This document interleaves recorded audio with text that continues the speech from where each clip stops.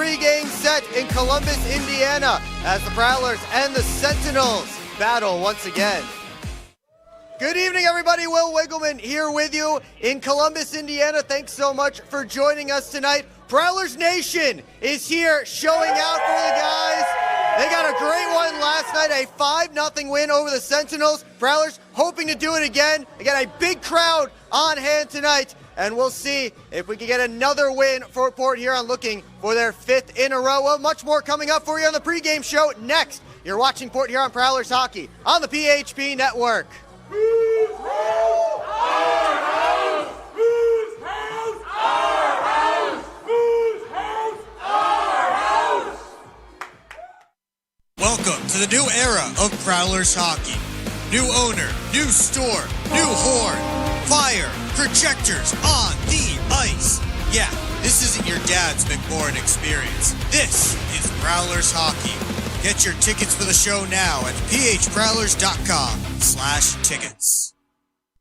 Keep up with your Prowlers all season long on social media. Follow us on Facebook at the Port Huron Prowlers, Instagram at PHProwlers, and Twitter at PHProwlers. And you can find more information on our website, phprowlers.com. We're on Prowlers hockey, presented by Proper Spellers. It's a shot of the Port Huron Prowlers.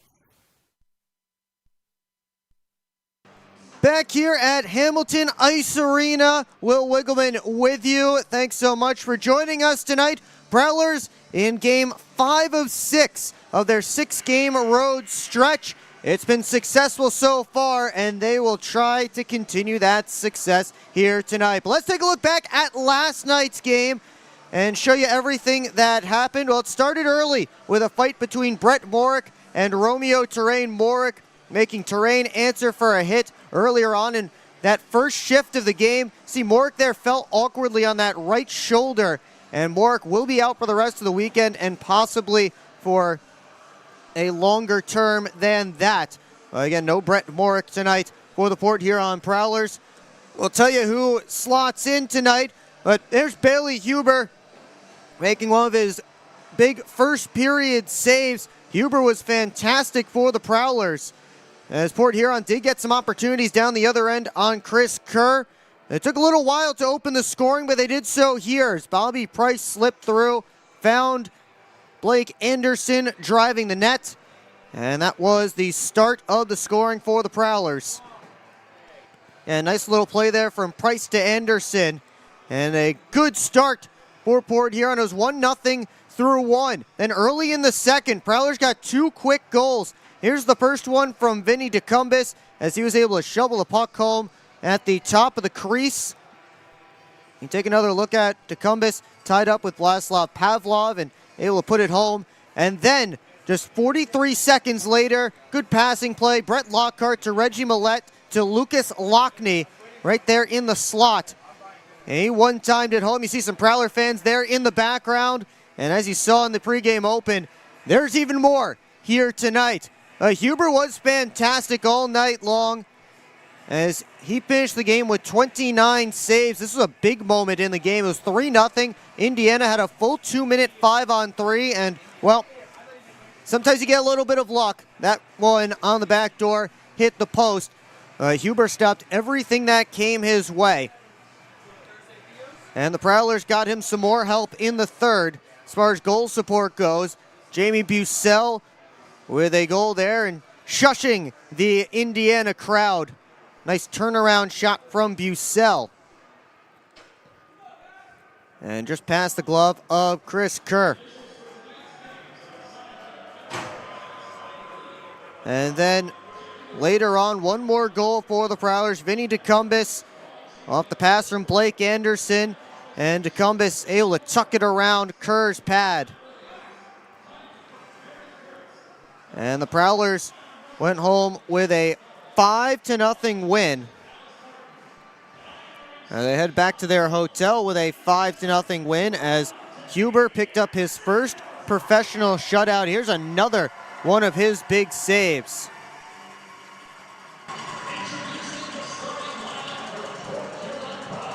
And there it is, 5-0 The final score in favor of the Prowlers: Blake Anderson had a goal and 2 assists. Vinny DeCumbis with a couple of goals. But again, Huber, the star of the show, with his first professional shutout. Indiana, meanwhile, has been shut out 4 times over their last 7 games.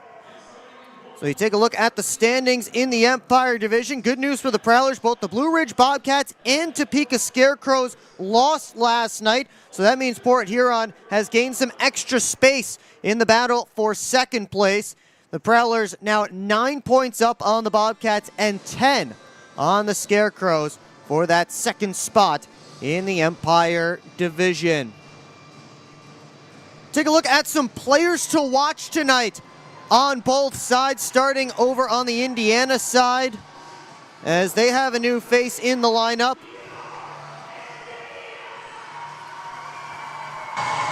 And that is Darren Trebus, who signed out of semi-pro hockey he's playing with Toledo in the APHL. You see his numbers there. This will be his second career FPHL game. He played for the Danville Dashers back in the 2018-19 season. That game, coincidentally, against the Port Huron Prowlers.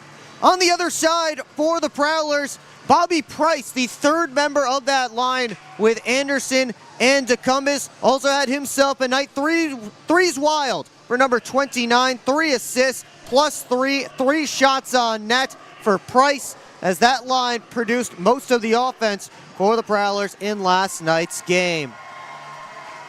So you take a look at where Price slots into the starting lineup tonight. Again, everything staying the same except for Brett Morick, who is out tonight. We mentioned it earlier on. He took a bit of an awkward fall at the end of that fight, and Morick will not play the rest of this weekend, and we'll see if he's out longer term than that. But Connor Bazal slots in as the extra forward tonight. Reed Cooper in net, and Jamison Bork will back him up. So Bailey Huber gets himself a much-deserved night off tonight. They announce the starting lineup here for the Indiana Sentinels. We will take you down to ice level now for the rest of tonight's pregame ceremonies.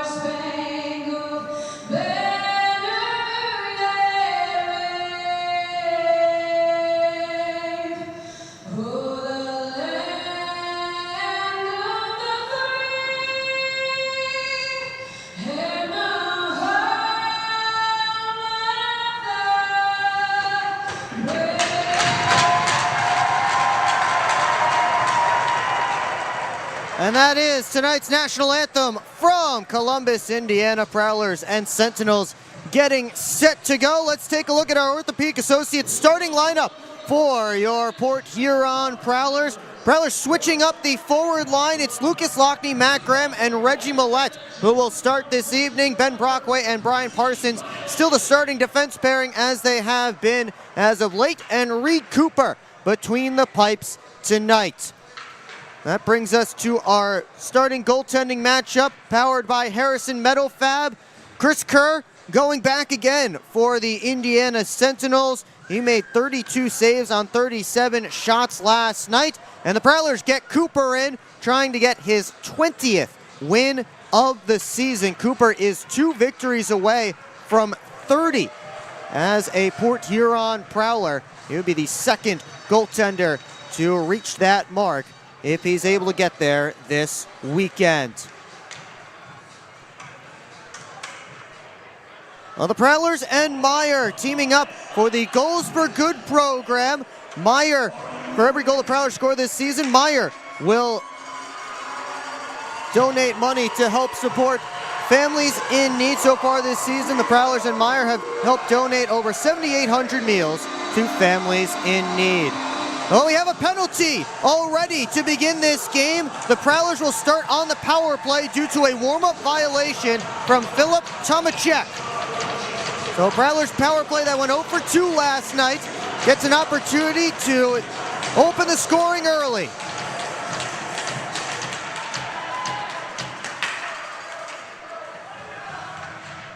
And the Prowlers did change up their starting lineup after finding that out post-anthem. They start with that power play unit. Vinny DeCumbus and Alex Johnson replace Ben Brockway and Brian Parsons in the starting lineup here. Again, a late change in light of that penalty. Here's Johnson up top, giving it over to Millette. Wrist shot high, and it hit the ceiling, and that is out of play. We got a quick change here of the power play units. Face off to Kerr's left as Jamie Bucell draw against Blake Peavy. Peavy won it back, clean punt. Ivanov up the boards, hit someone on his own bench, and the faceoff will stay deep in Indiana territory.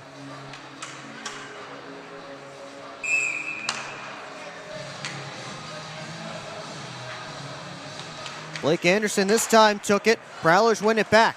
Favaro, D to D to Price. Trying to go down to Bucell. That evaded him. Anderson scoops up the puck. Makes a move, heads around behind the net.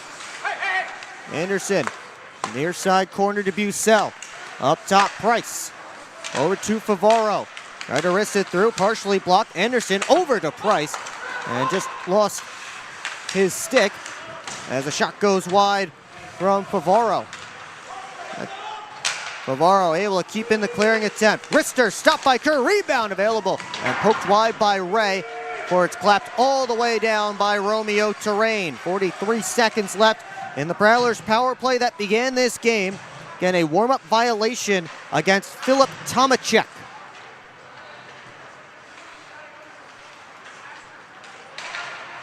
There's Millette wheeling in. Saucers it through, got it back from Graham.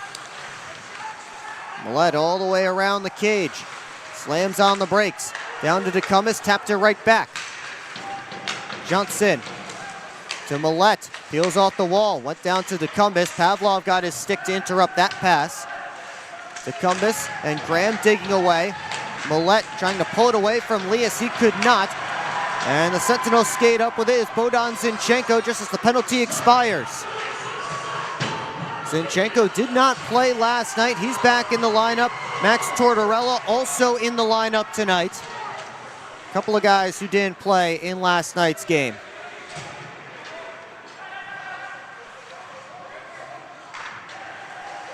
Tim Morgan back behind his net.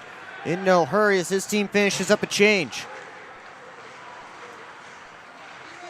David off to Lockhart. On to Bucell, wheeling in. Bucell just lost the handle as he tried to drive the net.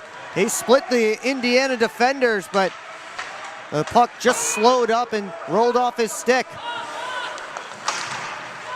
Ponovanov cycles for Terrain. Sent it up the boards, right into Lockhart. Rolling puck, able to get it down towards Ray. Knocked out of the zone by Bormanis.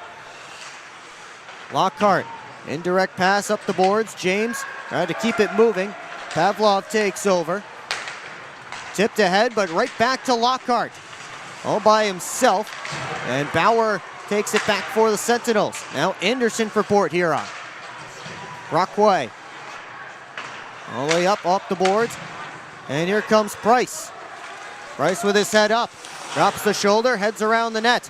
Bounced up high. Parsons, a wrister, deflected, and Kerr made the save. DeCumbus took a hit in the corner as he moved the puck. Esposito just gets it out. Brockway trying to put it right back in. Penalty coming up here. And interference called against the Port Huron Prowlers. Less than 4 minutes in, we already have our second penalty of this game, and this time it's Indiana going to the power play.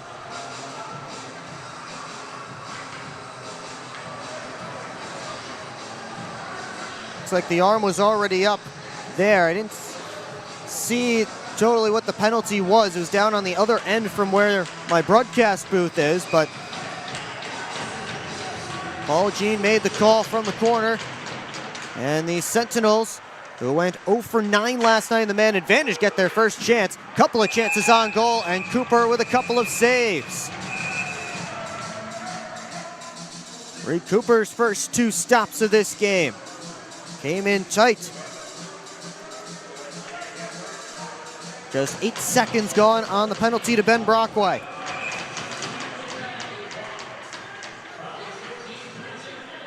Chris Paulin said last night that there was a lot to clean up on the penalty kill. He said his goaltender, Bailey Huber, really covered up a lot of sins. And that, I'm paraphrasing, that's not the exact terminology he used, but he says goaltender covered up a lot on the PK last night. See if his team can get some better execution here. Matt Graham is without a stick right now as Ponovanov walks, wrists it through, blocked by the stickless Graham. Fed all the way across. Tomacek shot knocked down by Cooper. Swept over to the boards. Graham with his hand kept it moving. Ponovanov keeps it in. Pass down low, tipped on, save Cooper. And they blow it dead because the net came off again. Prowlers will not be allowed to change here. And Matt Graham upset about the sturdiness of the pegs over there behind Reed Cooper.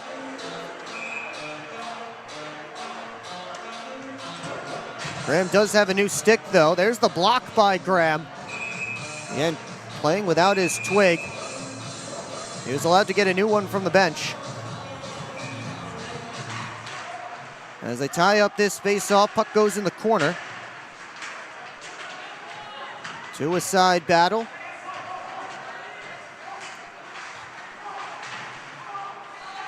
Johnson tried to turn and fire. Couldn't do it. One-timer save. Cooper. Rebound batted around and ends up over on the near side. Lias swung and missed at it. Zinchenko. Now Pavlov down to Lias. Chased by Favaro. Lias stops up. Got a pass out. Save Cooper. And he hangs on, and now the Prowlers will be able to get fresh bodies out. 47 seconds left on the Indiana power play, and Bohdan Zinchenko has to be separated from Lucas Lockney.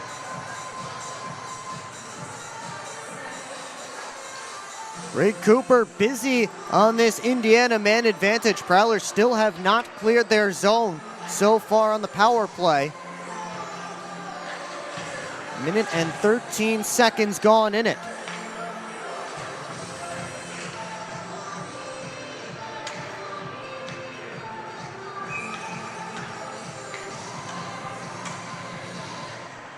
Price and Peavy in on this face-off. Tied up right on the dot, players digging away. Lockhart takes it, goes around behind his net with a chance to clear, and he does. Ponovanov back for it. Left wing side, Tomacek. Fanned on the dump attempt. Oregon trying to push it right back up the strong side boards, and the Prowlers clear it just past Ponovanov's stick. Quick up for Tomacek. Shovels the puck deep. Johnson and Bauer get there together. Stoychevsky taken in by James. Poked around and slid up top. Ponovanov walks, gave it over. Peavy's shot gobbled up by Cooper just as the penalty expired. And a disturbance going on between a few players. Everybody separated. And we will get our first timeout. 14-17 left to go in period one. Each power play 0 for 1 already early on in Indiana. This isn't working. LJ, pass me those flyers. No look behind the back pass. It's a whole play. LJ, come on. Gap up. Close the gap. Close the gap. What are we saying? This isn't working. We need a shift change. Let's bring in the professionals.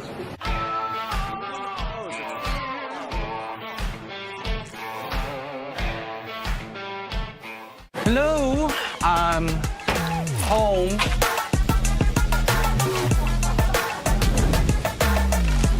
There he is. What is happening? Relax. We won. They brought back the snack wrap. Spicy or ranch? Spicy. Yeah, go. Yeah. Just one little bite. Can you stop? Oh, sorry. Gather your crew. Snack Wrap is back. Look at all the Prowler fans here in Indiana. Here to cheer on their team, making the roughly 6.5 hour trip down from Port Huron to Columbus, Indiana. Big crowd here.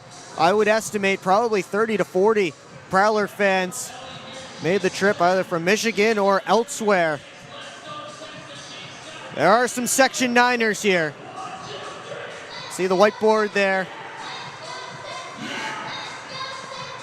There is security over there in that section as well because, of course, you never know. Prowlers fans get rowdy. Jamie Bussell being asked to lead this faceoff. Indiana, by the way, got 6 shots on net during that power play. And that's not what I would call an improvement on what Coach Paulin was looking for after last night's game. Off the drop, push to the point, and Pavlov gets it back deep. And actually, it was offsides. That puck just did slip out. A little bit of a late call there by the linesman. Prowlers bench all had their arms up in the air. Referees tonight are Paul Jean and Chris Rowe. The linesman Jeremy McWalter and Brian Thurnauer. And it was Jeremy McWalter who made the call there. You see him with his arm up. Alex Johnson goes back to Nick Favoro. Ahead to Millette. Sent in from the red line. Pavlov and Lockney, the 2 number 77s, chasing after it. 3 Sentinels, 2 Prowlers digging away. They swing it around to the far side. Esposito, the first one there. Sidestepping Lockney. Esposito got it over to Pavlov. Slid it ahead in Bradburn's direction, but that missed him. Johnson. Back for Favaro. Sentinels got a quick change in as the Prowlers moved back up ice. Favaro, the Prowlers defenseman, in deep. Bats it around to Graham. Up to Favaro. Sharp angle try. Gloved and held by Chris Kerr.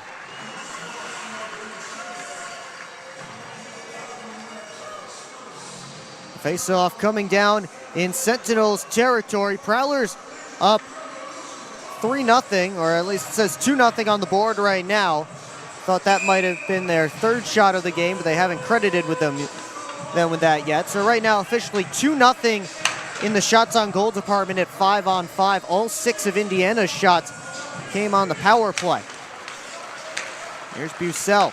Over to Parsons. Rister off the back glass. Connor Bazal has it. Left it out towards Bussell. Bazal inserted in the lineup tonight for the injured Brett Morick. Ray kept it moving for Bussell. Walks out, hands it off for Bazal. able to spin away from Trebus nicely and put it around the boards to the far side.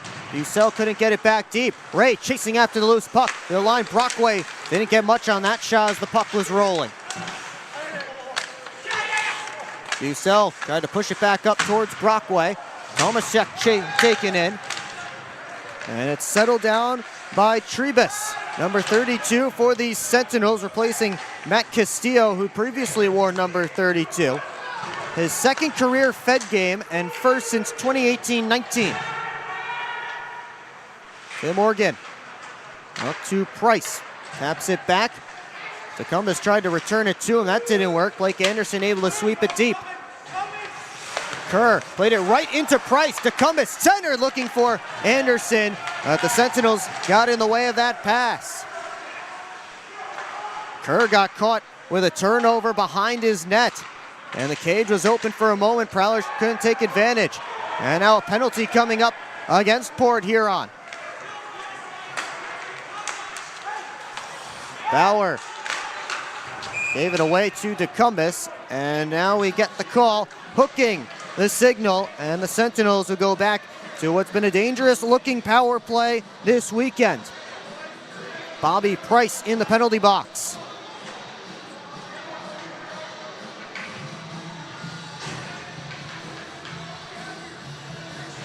Take a look there, just got the stick in briefly on Peavy, and that was enough to draw the penalty.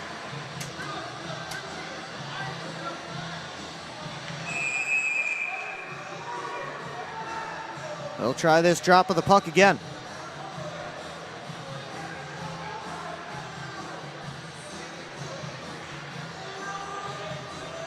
Zinchenko has his unit out there. Puck is down. Slid back to Colarusso at the top. Ormenis around behind. Lias collects. Cycle to Zinchenko. Back to Lias. Walking, giving to Zinchenko. Now Pavlov. Over to Colarusso. Whips it on goal. Save Cooper. It's loose in the crease. Cooper trying to cover, and he gets the whistle. And then Brockway knocked over a Sentinel. Arm is up in the air from Paul Jean at center ice. Brockway wants after Zinchenko. And we'll see who's going.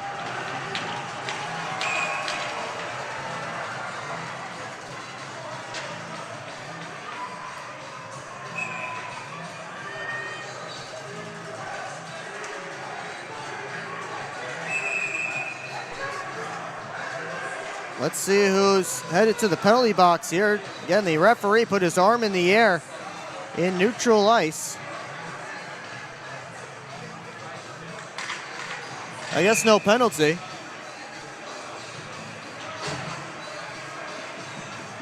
Well, it stays 5-on-4 for Indiana.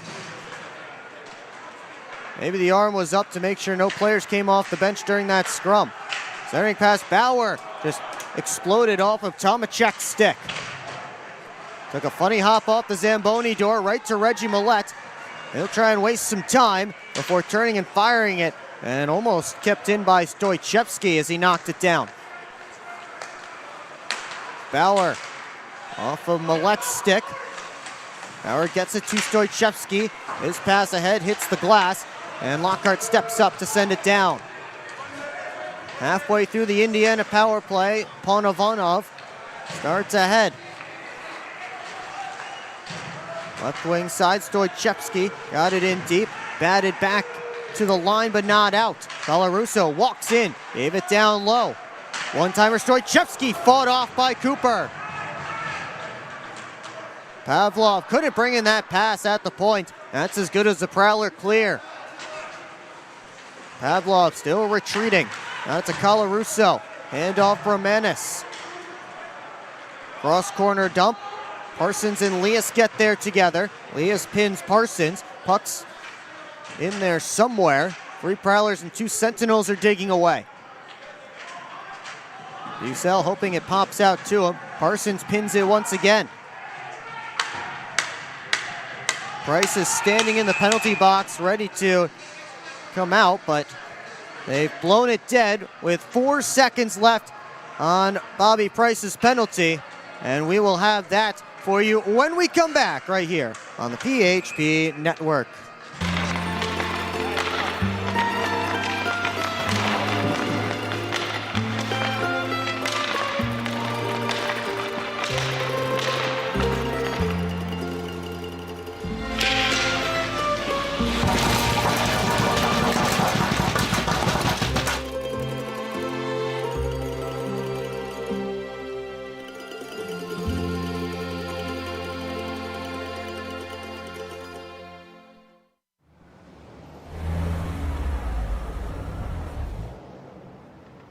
Hey guys, what's going on?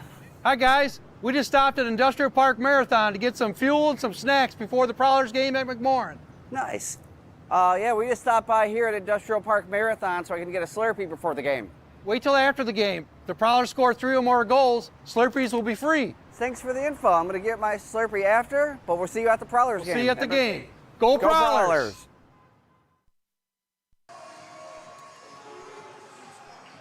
Looking for an edge in your game? Get it with Top Cheese Stick Wax, the official wax of the Port Huron Prowlers. Use code Prowlers15 for 15% off at topcheesehockeywax.com. Prowlers and Sentinels still scoreless here in Indiana. 4 seconds left on the Sentinels' first power play of the game. Or second power play of the game. Bobby Price is ready to step out just as soon as he's able.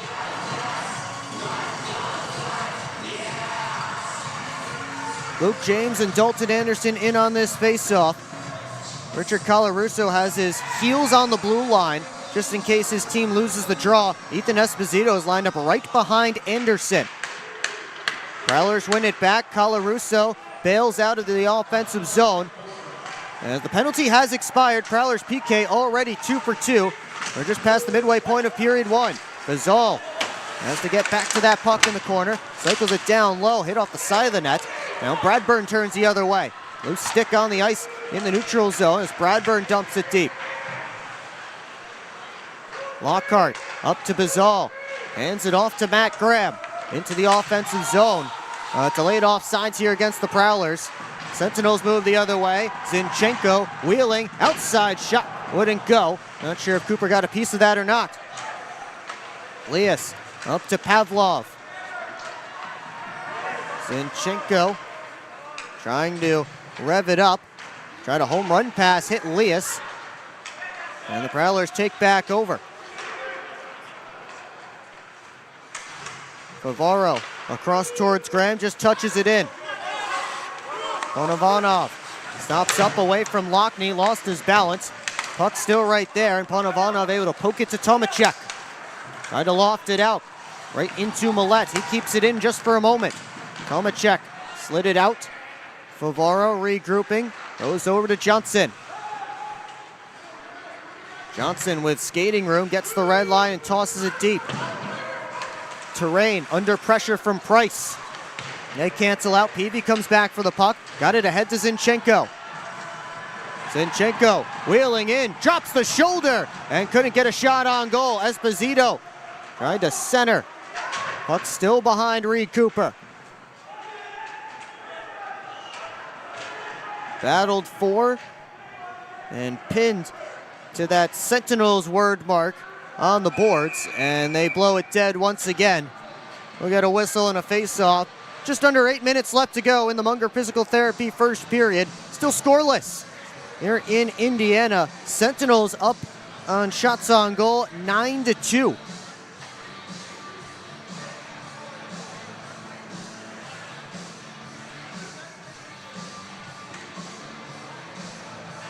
Although 8 of those Sentinel shots have come with the man advantage. So the Prowlers winning the shots battle 2-1 at 5-on-5. Or I should say it's 1-1 at 5-on-5. As here comes Blake Anderson. On it to Decumbis. Tried to slide it across. That was blocked away. Here comes Bormanis. Bauer right in on Cooper, who sticks it to the corner. Decumbis slides it up to Price. Has Anderson with him, gives it there. Price heading towards the net. Anderson cuts in, looking for an option. Takes the shot, gloved by Kerr. and he hangs on. Now Pavlov giving Price some trouble. Ray steps in to help out.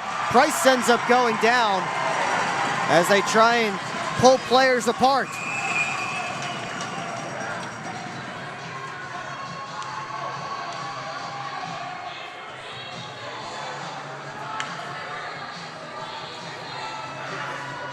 Everybody fully separated. And both teams will make some changes ahead of this face-off down in Chris Kerr's end. Prowlers trying to get something going here. And just 2 shots on net so far in this opening frame. They have Jamie Bucell's line out there. Alex Ray will take the draw against Jonas Lias.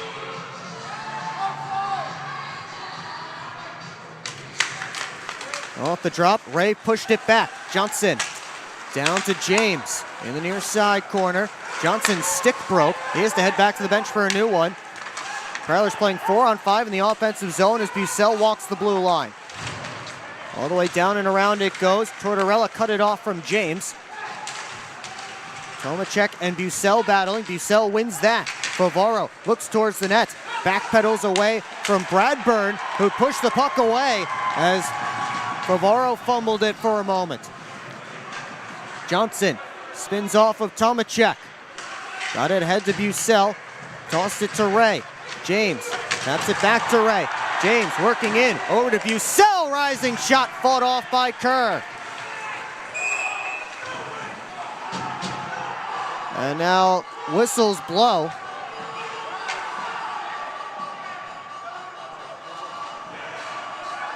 Looks like we may have a penalty here. Ethan Esposito is heading to the penalty box.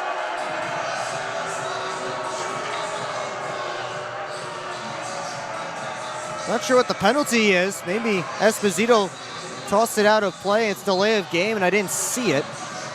There's the chance for Bucell that Kerr was able to shoulder away. It is Esposito in the box, and it is the second power play of this first period for the Port Huron Prowlers.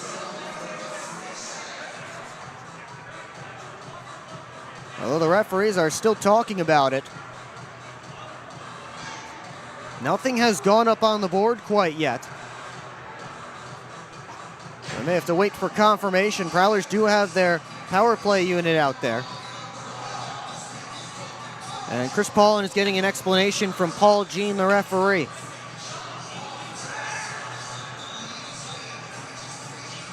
FPHL's head of officiating, Paul Jean.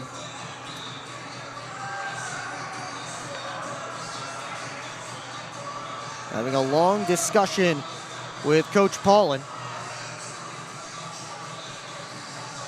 And now he gives the verdict to the scorer's table. And hopefully we will find out soon enough so we can let you know. And now it's Everett Thompson's turn to get a word in with Paul Jean. They have indeed put up Esposito's 2 minutes on the board. So the only thing I can confirm right now is that the Prowlers are on a power play. I can't tell you why.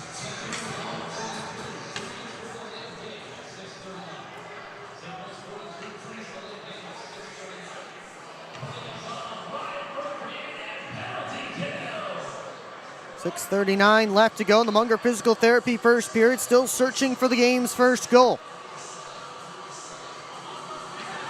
And now everybody seems to be satisfied and we're ready to go.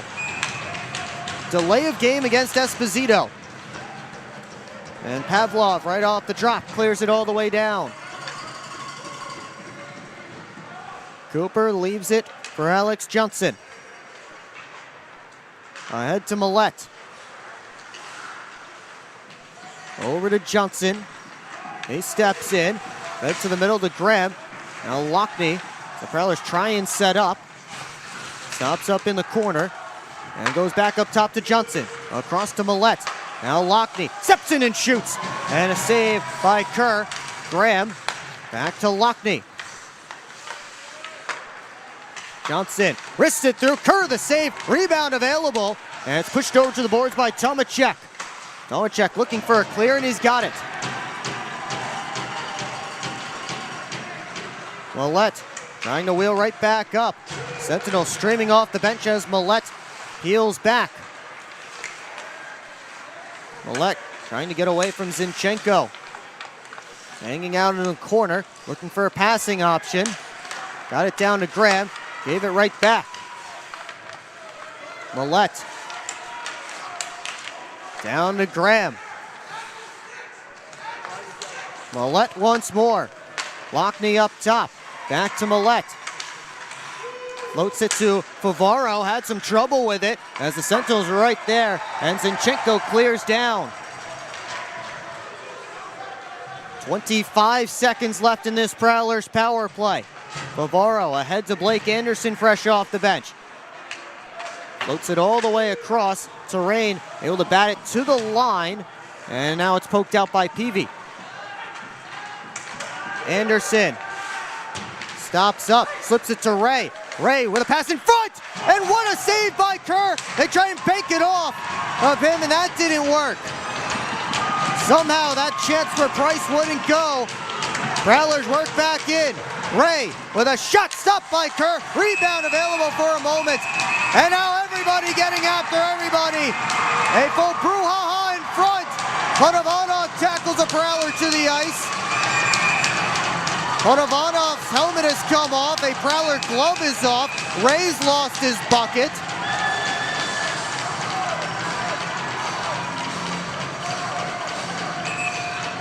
Everybody tangled up here. It's Ray, and I believe that's Blake Anderson underneath. Indeed it is.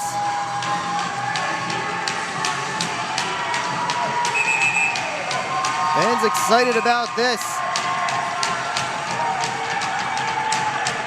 Paul Jean letting everybody know who's supposed to be in the penalty boxes. Ivan Ponovanov is there already. Looks like Blake Anderson will head there as well. Prowlers have gotten some decent opportunities on these last couple shifts. We will get the calls and the verdicts when we come back right here on the PHP Network. Yeah, I don't know about this one, fellas. Boys, we don't overcome adversity by backing down.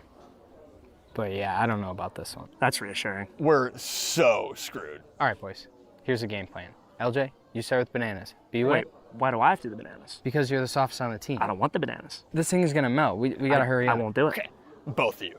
I will do the bananas and the whipped cream. Fets, please continue. Who's paying for this anyway? I am. I just bought my tickets for the Prowlers game this weekend, and the Milk House gave me 25% off my order. Fets, why'd you buy the tickets? You're literally on the team. For the discount. So are you all ready to give it a try? Oh, we're ready. It's true. Get 25% off your entire order at the Milk House, October through April. Simply show your ticket stubs at checkout and enjoy your discounted treat. Keep up with your Prowlers all season long on social media. Follow us on Facebook at the Port Huron Prowlers, Instagram at PH Prowlers, and Twitter at PH Prowlers. And you can find more information on our website, phprowlers.com. Back here in Indiana, things getting testy. This is the second of 5 straight games between these teams. You see Ivan Ponovanov and Blake Anderson right at the front of the pile there. Good job by Anderson taking off Ponovanov's bucket, just unbuckled it and pulled it right off. Both of their helmets came off. Both of them are sitting in the box for 2. And we will have some 4-on-4 action unless something changes. And now Ponovanov and Anderson are being shown the gate. Not sure if it's a 10-minute misconduct or a game misconduct. Hopefully we'll find out here in a moment.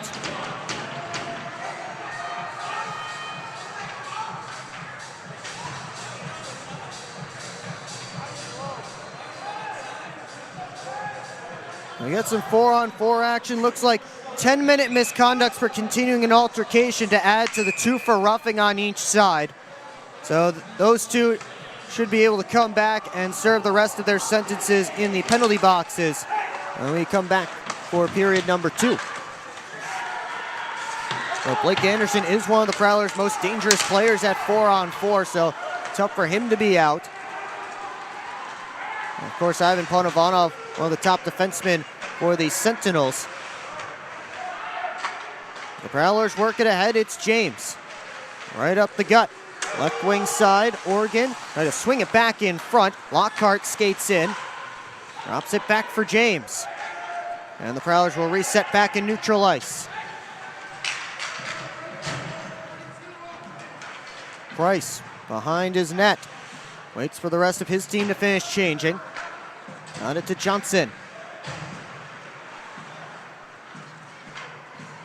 Over towards Favaro. Stops up, trying to get away from Tomacek. Gave it to Johnson, who has some skating room. Slipped it ahead to Price off his stick. Terrain goes across to Pavlov. Bounced it back to Terrain. Got it back. Terrain skates in, but behind Tomacek. So offside's called against Indiana. We'll get another face-off just outside of the Prowlers end. 3:20 left to go in the Munger Physical Therapy first period. Sentinels have had the majority of the shots on net here, 11-7. Prowlers have bounced back in that category over the last few minutes, but the penalties starting to rack up on both sides. Brockway bounces it over to Lockney. And now Lucas Lockney starts ahead. Lockney chips it past Pavlov and heads after it. Kerr comes out to play it away from Lockney, right into Graham. Slipped it back to the point. Parsons back down low for Lockney. Lockney, take the handoff. Now he gives it to Brockway. Bounce it down in Parsons' direction. Prowlers defenseman in deep, battling with Pavlov. Parsons taken in. Colarusso tossed it ahead to Peavy. Slid it over towards Esposito off his skate. And the loose puck grabbed by Alex Johnson.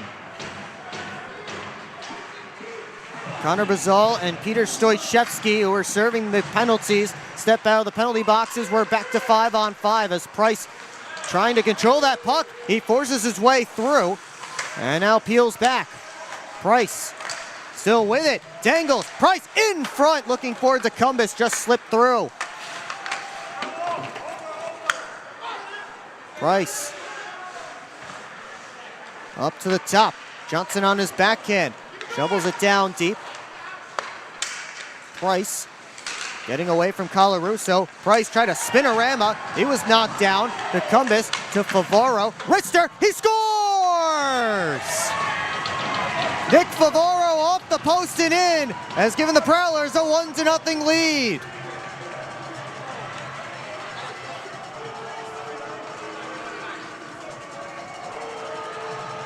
And the Prowlers fans down at the other end are loving it. Perfectly placed shot from Favaro, glove side on Chris Kerr. And Favaro gets the monkey off the back. His first goal in nearly 2 months. It's his 11th of the year. And after the Prowlers faced a lot of pressure from the Sentinels early on in this game, that they were able to weather.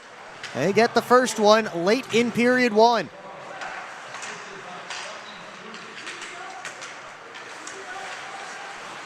Indiana looking for a response. Bormenis. Right wing side, had it poked off his stick. Ray trying to push ahead. Slid it through. Trebus sent it up the wall, right into Ray. Now Bazal. Cycled it down to James. Let it go through. Lias ahead to Bormenis. Tossed it in deep as Bazal finished his check on Bormenis. That one goes all the way down for an icing. We'll get a face-off down in Indiana's end with a minute exactly left to go in period number one. Coming up in the first intermission report right here on the PHP Network, take a look at the coaches show with Blake Anderson from this past Wednesday. So you get up close and personal with Bormenis and Bazal there. So take a look at some storylines from around the FPHL, out-of-town scores, and more. It's all coming up right here on the PHP Network.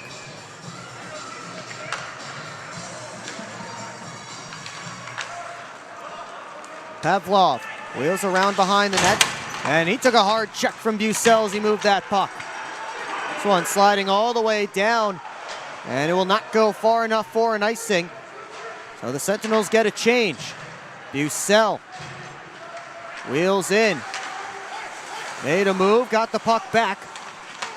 Tried to cycle it down deep to Graham, who collects it off the glass. Graham down low, and Price had it knocked away. Tomacek lost the handle. It's dumped back in. 25 seconds left to go in period one. Tortorella drops it off. PV. Lead pass knocked down by Graham. Favaro sends it right back deep. Terrain off the boards. Good move by Tortorella. Gets it ahead to Tomacek. Johnson with 3. Hands it off for Millette.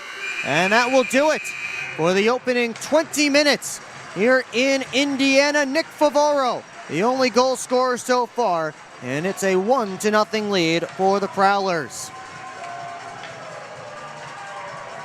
As you see that goal once again here on our Elite Electric replay, right here in front of the broadcast booth. And Port Huron takes a 1-0 lead into the locker room for the second straight night. And you see the Prowler fans greeting their team as they head off the ice. Shots on goal in that opening period favored the Sentinels 11-8. Well, coming up in the first intermission report right here on the PHP Network, we will take a look back at our most recent coaches show with Blake Anderson. Talked about his favorite roommate, his legacy, and all kinds of other stuff. You know how these coaches shows can get off the rails, and obviously that's the entertaining part.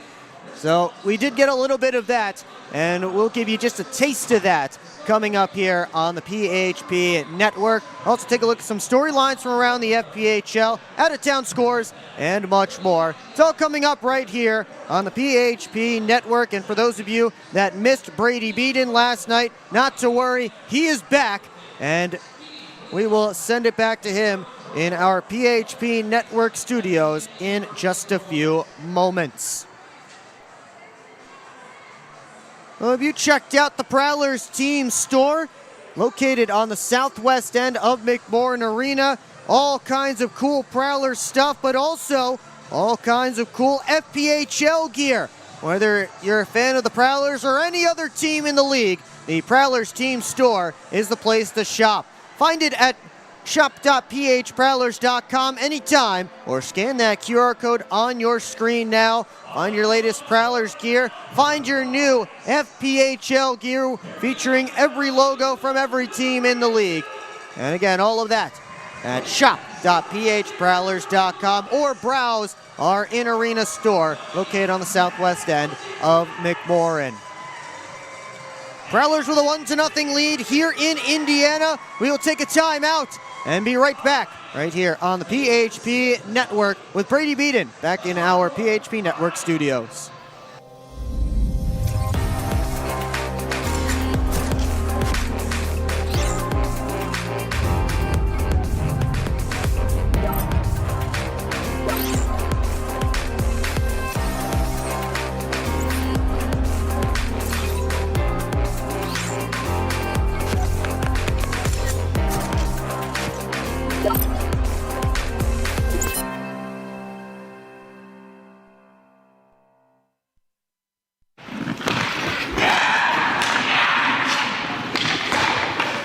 Hockey is like a business. One missed pass can derail the perfect plan. Have Taft Consulting help you get your whole team on the same page. They have the expertise to help you follow through on all your goals. Find out how they can help you today by emailing taftconsulting@outlook.com.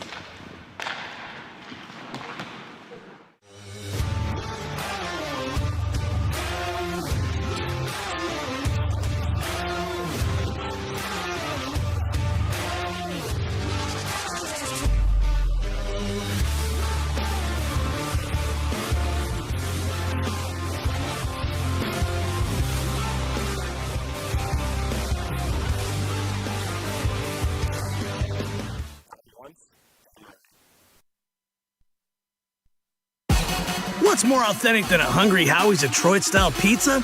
Nothing. We're not playing around with the pizza of our birthplace. Thick crust, cheese to the edge, sauce on the top. Where it belongs. We've seen a lot of fakes out there. Not here. This is authentic Detroit-style pizza. Order yours now online for $12.99. We sauce the top and rep for the 313 everywhere. We do bold. Hungry Howie's. Congratulations on your engagement again, man. You know, you should get some life insurance. I never really thought about that. How would I do that? We can help you with that at Zach Egan State Farm. Congratulations on getting married, man. Have you gotten a house? We just got one, actually, yeah. Well, if you want, we can help you out with life insurance at Zach Egan State Farm to cover your mortgage. Is Olin a year old now? He is. Wow. Have you guys got life insurance set up on him yet? I haven't even thought about it yet. Oh. How would I go about that? Well, we can help you with that at Zach Egan State Farm. High five? Yeah, hon, we should have gotten life insurance years ago. Hey, Ken. We've actually got a policy for people your age at Zach Egan State Farm. Give us a call. SMR Automotive Systems is part of the Motherson Group and a proud community sponsor of the Port Huron Prowlers. We are one of the largest manufacturers of rearview mirrors for passenger vehicles in the world, with local plants in Port Huron and Marysville. We strive to support our local communities and have positions available for various abilities and experience. Find out more about who we are at smr-automotive.com. Explore the 140 miles of stunning shoreline along Lake Huron. That is Michigan's Thumb Coast. Discover charming coastal towns, serene beaches, and endless outdoor adventures. Stay at cozy hotels, paddle through pristine blue waters, and hit the fairways along breathtaking views. Plan your perfect getaway at bluewater.org.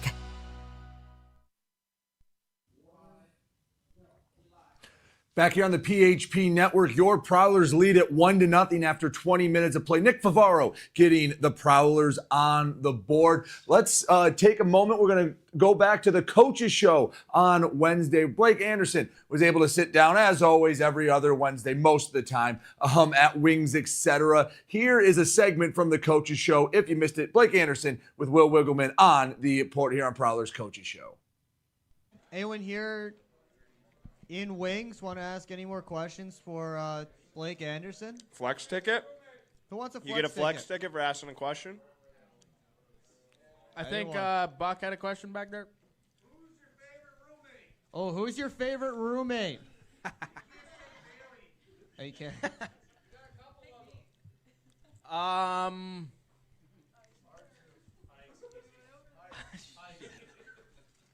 This is a tough one. Oh, yeah, Hike-ula on the road for sure. B-Way? Oh.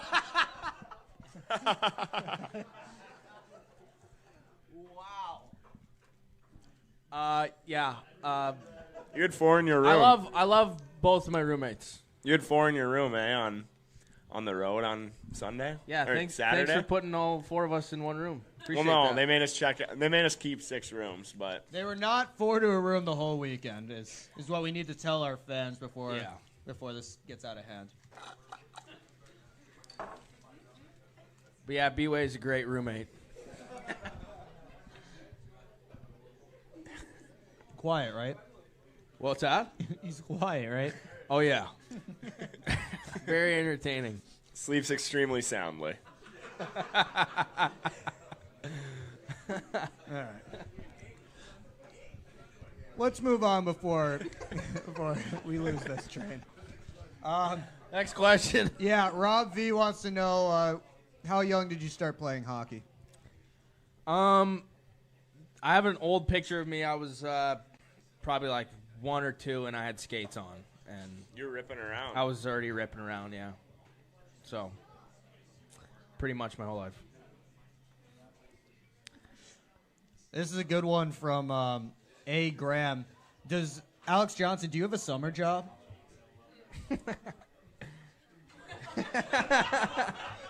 Thank you, Amber.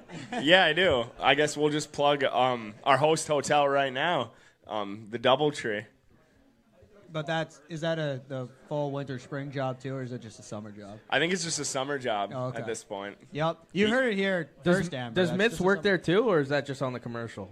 That's just on the commercial. Okay, yeah, just making sure. Yeah, Mitz doesn't work there too. That's Billy, not Mitz. This one comes from Anonymous 1919. What's it like sitting next to the captain in the locker room, and what's the best piece of advice he's given you? You don't score goals in the gym. Paulie's gonna love that one. Yeah, wow. It's a good thing Paulie's not here. Paulie's busy getting some work done. He's probably in the sauna on the got a lot bike. to do. Yeah. Thumb Fed Talk. What kind of legacy do you want to leave after hockey? Asking this for a guy who's in year 2. He's pretty young in his career. I don't know. I mean, that's a great question. Who asked that again? Thumb Fed Talk. Okay. What kind of legacy I want to leave behind? Yeah. I don't know. A good one? There you go. I don't know. That's a very thoughtful answer. I mean, from tough you. question. I mean, yeah. Well, is he the only one to score in Michigan in Prowlers history? You were. Oh, you might have Devs. been- I was gonna say, you Devs. might have been on the ice. I for forgot that. about Devs. Yeah. That was a backhanded one, though. Joe Devaney, yeah. Not a lot of good Backhanded. footage of that one. No, there's not a lot of good footage about of that one because we were down in Motor City where we don't get good footage of anything. Yeah. We can all agree with that. Yeah. I actually scored my first pro goal in Motor City last year. Did you really? Big Boy Arena? At Big Boy, yeah. Yeah. Yeah. Run us through that goal. Yeah, take us back. Oh, crap. I was just floating in the neutral zone, wasn't in the D zone at all. Got a stretch pass, went down the weak side, and went short side bunk cheddar. Easy money. On Babin? On Babin. Wasn't there like a line brawl in that game too? That was that weekend. For that and weekend? It was pretty bad. It was like more of a bench ball at the end of the game or the period. Yeah. Were you in there? I was on the bench with my teammate, and we look at each other and we go, "Should we go?" And he goes, "No." So we just stayed on the bench. Yeah. Was it your former teammate, this weekend's opponent, Ben Stefanini? It actually was. Yeah. Yeah. Yeah. Point for me. This one from David C. What do you like to do in Port Huron that you can't do in Alberta?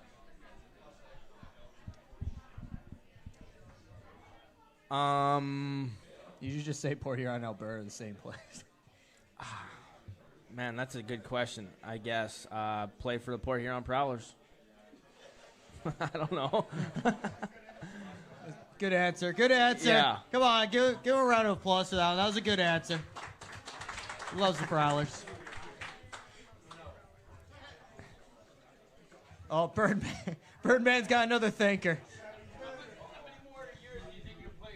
How many more years you got?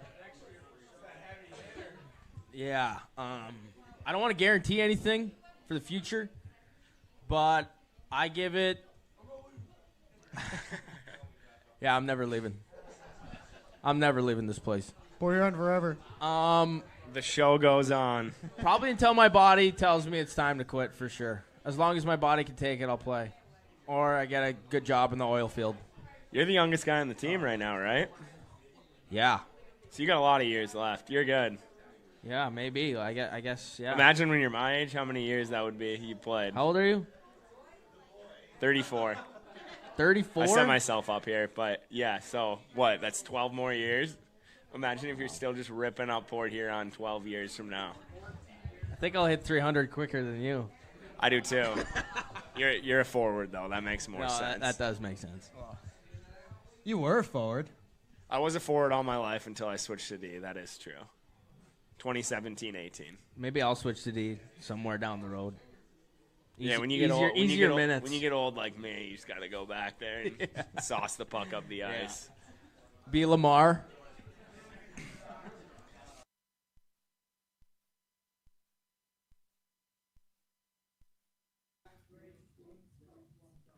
Back here on the PHP Network, and again, after the conversation you saw with Blake Anderson, unfortunately, things can happen between Wednesday and Saturday. Ben Stefanini traded. He's now a Columbus River Dragon. Back when that was recorded, he was still a Sentinel. 1-0, Port Huron on top of Indiana. Still 2 periods to go. Take a break. Go back to Columbus, Indiana with Will Wiggleman right here on the PHP Network. Welcome to the new era of Prowlers hockey. New owner, new store, new horn, fire, projectors on the ice. Yeah, this isn't your dad's McMorrin experience. This is Prowlers hockey. Get your tickets for the show now at phprowlers.com/tickets. Keep up with your Prowlers all season long on social media. Follow us on Facebook at the Port Huron Prowlers, Instagram at PH Prowlers, and Twitter at PH Prowlers. And you can find more information on our website, phprowlers.com. Here on Prowlers Hockey, it's presented by Proper 12 Equal shot before Huron Prowlers. Back here in Indiana, Prowlers with a 1-0 lead over the Indiana Sentinels. And it is a different one of Blake Anderson's former Monroe Moccasin teammates, Nick Favaro, who has the game opening goal. Favaro was not with the Moccasins at the time of the brawl in Motor City that we were talking about on the coaches show, but they both came over to Port Huron together in that same trade this summer. Let's take a look at what's going on around the FPHL. We start with our thumb rust control FPHL storylines, and we do have a trade to talk about, but first we'll look at last night. 3 shutouts in the FPHL. Of course, one here in Indiana for Bailey Huber, his first as a pro. Dominic Tomei and Tyler Roy also getting shutouts. Tomei shut out the hat tricks in Danbury, and Roy shut out the Breakers in Columbus. The Sentinels did make a trade today. They acquired Seth Bacon from the Blue Ridge Bobcats. This will be Bacon's 3rd team this season. He is not here tonight. There is a possibility he will dress tomorrow from what I've been told, but that is currently unconfirmed. Bacon so far this season, 8 assists in 23 games for the defenseman who started the year with Monroe, then ended up with Baton Rouge. Did not play for the Moccasins at all this year, but he was on their roster at one point. He played a couple of games for Baton Rouge and then 21 for the Blue Ridge Bobcats before this trade. Meanwhile, the Breakers made a collegiate signing today, getting Peyton Jones out of Keene State University. Jones, as a senior this year, Keene State, 8 points in 23 games for Keene State, transferred from Franklin Pierce University. Those are your storylines, and now we move on to keeping it around the league. We go to our out-of-town scoreboard presented by Love After Hours Boutique and Boudoir. And we start where there was a barn burner last night down in Winston-Salem. It's 2-2 already between the Wolves and the Thunderbirds. They are in the 3rd period right now. Nate Keeley and Gus Ford have the goals for the Thunderbirds. Darian Benchich and Igor Filipov the goals for the Wolves. Binghamton Black Bears have a 1-0 lead on the Danbury Hat Tricks in Binghamton. They're in the final minute or so of period number 2. Austin Durazio's first period power play strike, the only one so far. PD Ice Cats and Blue Ridge Bobcats are scoreless through 20 minutes. Brendan Colgan, the birthday boy, in between the pipes for the Ice Cats. Anthony Schrum going for the Bobcats. Columbus River Dragons have a 2-1 lead on Biloxi in Biloxi. Late stages of period 1. Trey Fisher has the goal for the Breakers. Zach Pamaleon with his first point as a Breaker in his Breakers debut. Got the assist on that one. Alexander Jemayev and Cody Wickline have scored for the Dragons. Finally, the Baton Rouge Zydeco trying to do the Prowlers another favor tonight as they lead the Topeka Scarecrows 1-0. Don Carter has the goal there. Of course, here it's 1-0 Prowlers. Out-of-town scoreboard is presented by Love After Hours Boutique and Boudoir. Use code Prowlers for 15% off at Love After Hours. See the Prowlers hitting the ice here in Indiana, and plenty of other Prowler jerseys around the Port Huron Tunnel. As we take a look at our Gunther Graphics game stats for this one so far. Both teams listed as 0 for 3 on the power play. Lots of penalty minutes, already 30 combined between these two teams. And the Sentinels won the shots battle 11-8 in that opening period, but it is a 1-0 lead for the Port Huron Prowlers as we get set for the start of the Hungry Howie's second period. Blake Anderson and Ivan Ponovanov will step into the penalty boxes as they will serve the rest of their 12 minutes that they each had to serve. And they will have to serve for most of the first half of this period before they are allowed to step out of the penalty boxes and rejoin the rest of their teammates. Be interesting to see what kind of line shuffling both coaches do here. Prowlers up front and the Sentinels on the back end. We get our first look at that here, at least from a Prowlers perspective. Jamie Bucell lined up on the wing with Vinny DeCumbis and Bobby Price, Blake Anderson's normal line mates. And we're underway in period number 2.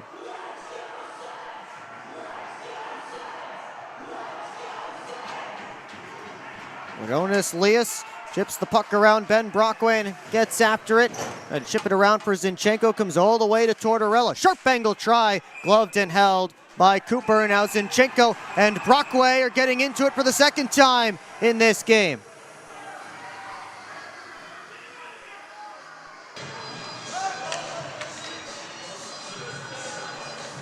Apologies to our YouTube streamers for a slight interruption there.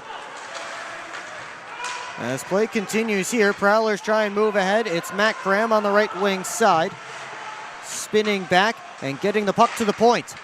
Favaro floats it through, stick saved by Kerr. And it's fed ahead to Bormanis. Try to slip it through, run along the ice. Millette bounces it up the boards. Now it's Colarusso, back down deep. Bormanis, taken in by Johnson. Millette grabs the puck. Anderson all over him. That's Dalton Anderson for the Sentinels, I should specify. And it's Lucas Lockney finding some skating room into the offensive zone. Drops it off for Millette. Sharp angle shot off of Kerr's mask. Oregon steps down the wall, wraps it all the way around. Comes all the way up top to his defense partner, Brett Lockhart. Down to James. Try to keep pushing it back down the wall. Sentinels force it to the line and out. Lockhart slips it towards James. Loose puck grabbed by Alex Ray, but a penalty coming up here against the Prowlers as terrain went tumbling. Interference is the signal, and it's Luke James heading to the penalty box.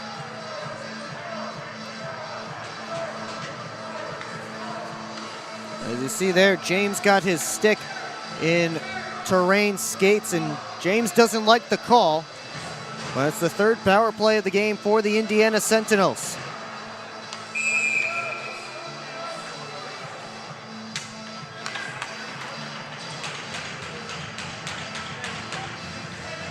Matt Graham and Dalton Anderson in on this face-off. Graham wins it back clean, and it's tapped all the way down by Ben Brockway.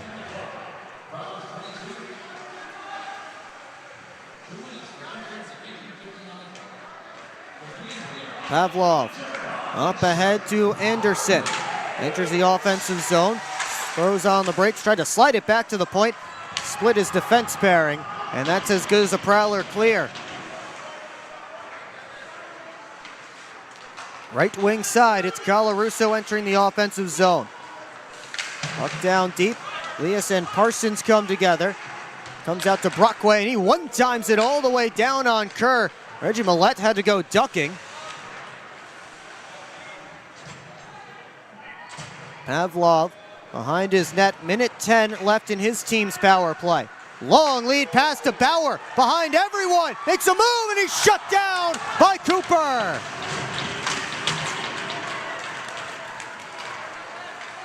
Millette turns back as Reed Cooper stops a power play breakaway for Brendan Bauer, searching for his first pro goal. Blake Peavy, who has plenty of pro goals, had his stick lifted there. Tomacek and Favaro come together. Bauer turns towards the net. His shot stopped by Cooper with the pad. Bauer up high. That over to the near side. Stoichevsky couldn't bring it in cleanly. Battled for behind the net. Comes up to Tomacek. 20 seconds left in the Indiana power play. Stoichevsky works down the boards away from Millette. Up high. Tomacek shot stopped by Cooper. Sent up the boards, past the diving Tomacek and out. That should take care of the rest of the Sentinels power play as Bucel staples Pavlov to the boards, but Pavlov keeps moving. For Menace, had his stick lifted. Bucel comes back for the puck, and he draws a penalty. Actually, Jamie Bucel's going to the penalty box.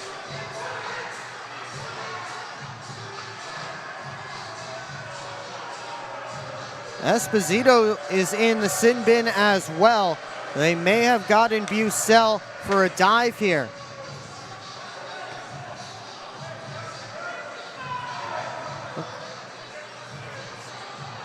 Looks like we'll get some 4-on-4 action.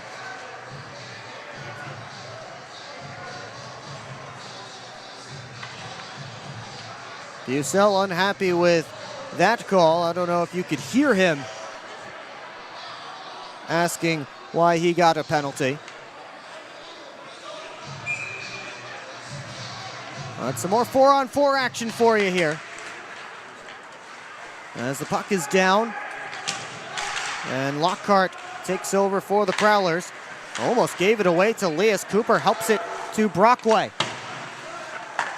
Headman feed, Graham sends it across to Lockhart. Lockhart wheeling in, nice move, gets back to it, but overskated the puck, and the Sentinels take over. Led on for Zinchenko, has help, got to Leas, back, and he scores! Jonas Leas tucks it home and ties things up at 1.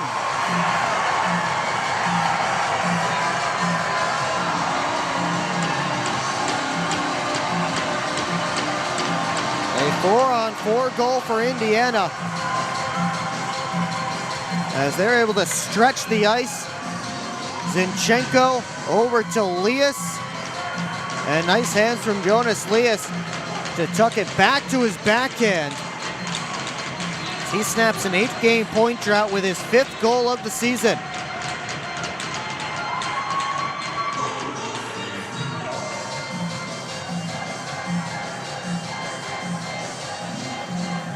And now Everett Thompson, for some reason, has a complaint after his team scored a goal.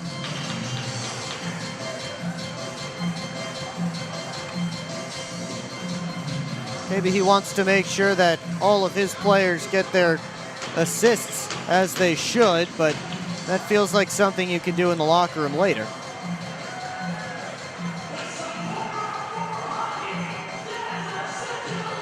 It would certainly be unprecedented for a coach to challenge his own team's goal. I don't believe that's what's happening here. It is not. And we continue 1-1, still 1:27 left in 4-on-4 hockey.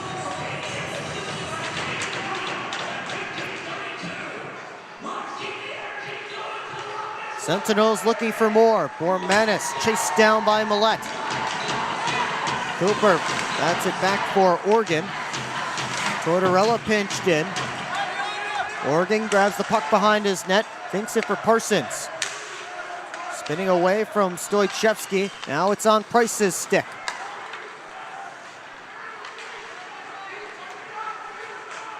Price dangling in. Millette with a shot off a stick and off the ceiling, up out of play. Just over 5 minutes gone in period 2. The Sentinels have gotten themselves on the board for the first time this weekend. It's 1-all. We'll take a break here on the PHP Network.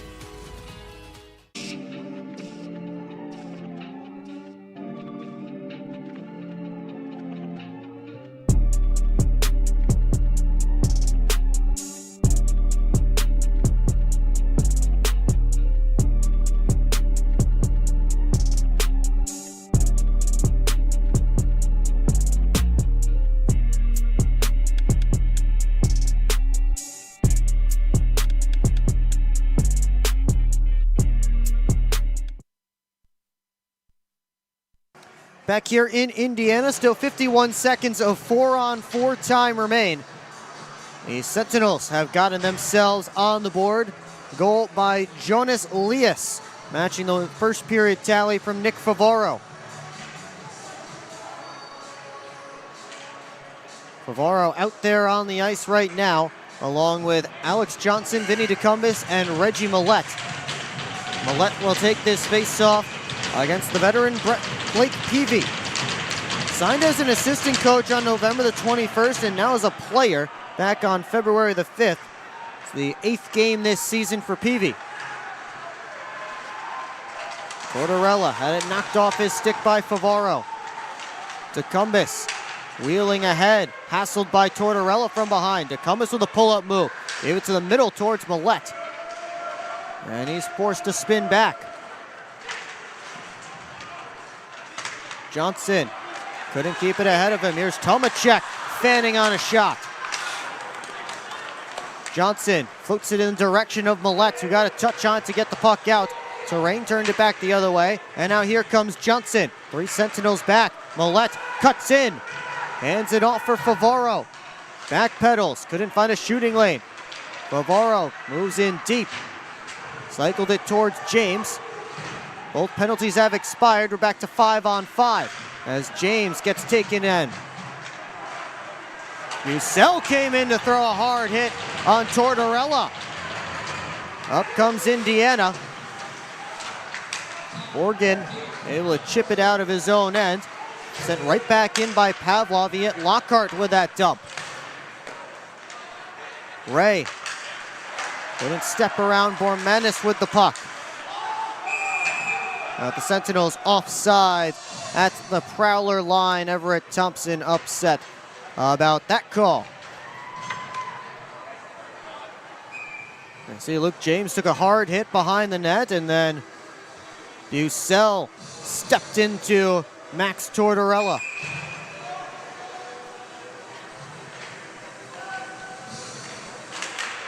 Still in the early stages of period 2.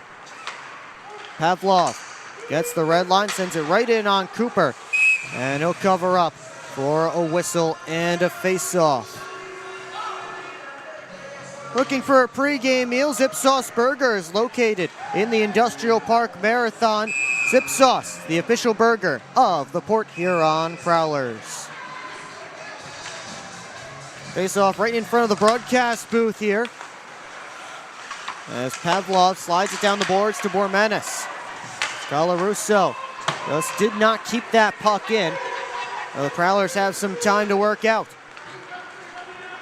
Graham, left wing side to Lockney. Moves around Colarusso. Lockney able to poke it along. Graham threw his shoulder into Peavy. Parsons keeps the puck in at the line. Bizal around behind the cage. Lockney back towards Graham. Trying to spin off of Pavlov. Now it's Bormanis off the boards. Bauer shot it in from neutral ice, and Cooper has it in the glove for a whistle and a face-off. 12:41 left in the Hungry Howie's second period. Prowlers and Sentinels tied up at a goal apiece.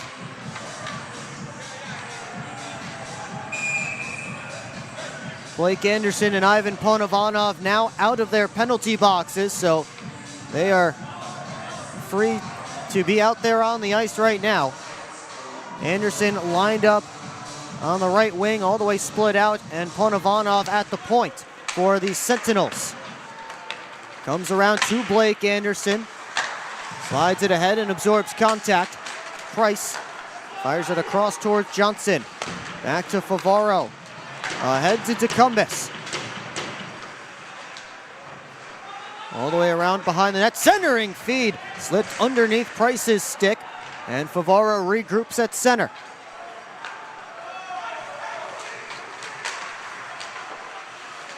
Johnson over to Favaro. Tecumseh stopped up at the line. Zinchenko bats it around the boards as he dumped by Anderson. Puck lofted out, and Favaro goes up to James, who tipped it into the offensive end.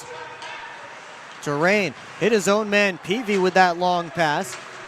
Ponovanov sends a cross-corner dump into Prowler territory. And then Favaro ran into Tomacek and then the net. Net got knocked off, and Tomacek took a hit from a Prowler behind the cage. And the linesman playing preventative defense here to make sure nothing boils over.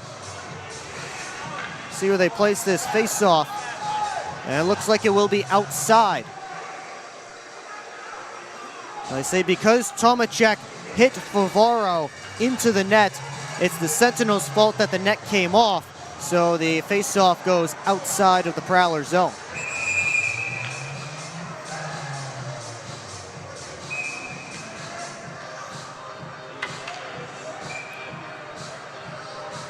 Ray and Peavy in on the draw. One back by Alex Ray. Lockhart for Oregon. Long pass stopped by Bucell. His dump attempt hit the linesman. Prowlers will try again. This time they get it in deep. Pavlov plays away from Ray and almost turned it over. Here's a turnaround try by James. Stopped by Kerr, and they blow it dead.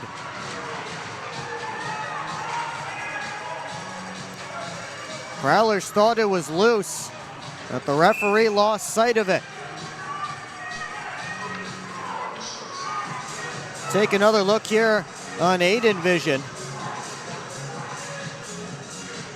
Turnaround try from James. Oh, that puck was loose. Referee did lose sight of it because you see him there on the right of your screen, the far corner. Couldn't see the puck behind Kerr, or on the other side of Kerr. Tough break for the Prowlers. But they will get another offensive zone face-off here. Actually, they will not, as Favaro did not win the race to get the icing. Ponovanov sends it right in on Cooper. He drops it and then elects to cover up.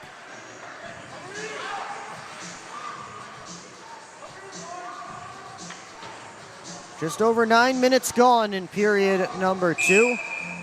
Tied up at a goal apiece.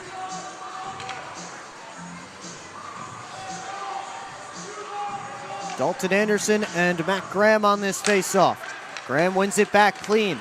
Johnson wheels around the net. Got it up to Lockney. Towards Millette, pass was behind him. Tipped back into the Prowler zone.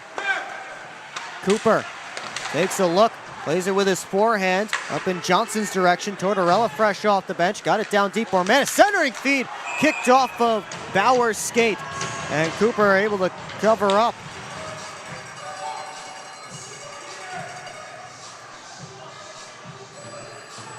Sentinels getting some pressure here.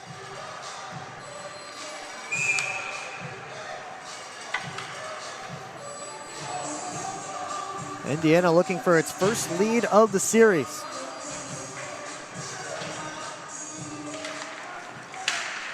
Off this draw, pops to the middle of the ice, right to Blake Anderson. Wheels up, chips it in DeCumbus's direction. Anderson has it back, tried to float it over to Brockway. One-handed, only as far as Brockway. Got it down deep behind the net. Anderson tried to center. Knocked away, and here come the Sentinels. Zinchenko speeding up the left wing side. His shot clutched to his chest by Cooper.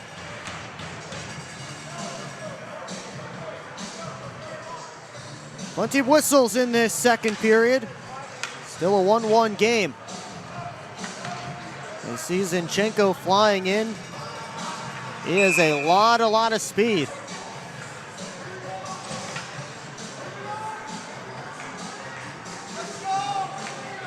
Bucell and Peavy get in on this face-off. And Peavy asked to leave. Peavy was playing defense last night, now back to his natural forward position tonight. As Pavlov sent it down deep. Lockhart collects behind the net. Sent ahead to Bazal. Out to Lockhart. Up to Bucell. Couldn't bring in the pass cleanly. He's forced back. Organ over to his defense partner Lockhart. Tipped in by Bucell. Bazal and Pavlov after it. They come together. Ray grabs the puck. Up top, Lockhart. Wrist shot. Stopped by Kerr. And Organ just did keep it in at the line. Peavy able to work it back out. Lockhart. Off to the right wing side to Bazal. Bazal working in. On his backhand, couldn't slide it across. Terrain with a two-line pass. Tipped back to Pavlov. Slows up. Bermanis' shot off a Prowler stick and over top of the cage. Favaro bounces it around to Johnson. Spun away from Esposito. And now Favaro. All the way up to Millette. And he would have been behind the Sentinels defense if they got that pass through, but a good stick. They have the expertise to help you follow through on all your goals. Find out how they can help you today by emailing taftconsulting@outlook.com. Explore 140 miles of stunning shoreline along Lake Huron in Michigan's Thumb Coast. Begin your adventure on a blanket of golden sand at one of our serene beaches. Connect with the historic atmosphere of our region's nautical influence and reconnect with friends under a blanket of stars. Plan your perfect getaway at bluewater.org.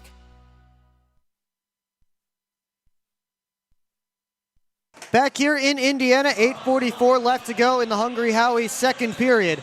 Prowlers and Sentinels playing a tight game right now. We're all tied up at 2 goals apiece. Will Wiggleman back with you on the PHP Network. Thank you so much for joining us tonight. The middle game of this 3-game set. Prowlers took the first one last night 5-0. This one, again, much tighter. Shots on goal favoring Indiana 17-12 at this point. As we're back underway. Organ goes across to Lockhart. Left wing side, it's Organ. Dumping it right in on Kerr, sticks it over to the corner. Bonovanov pitchforks it out. Comes all the way down, and that goes for an icing.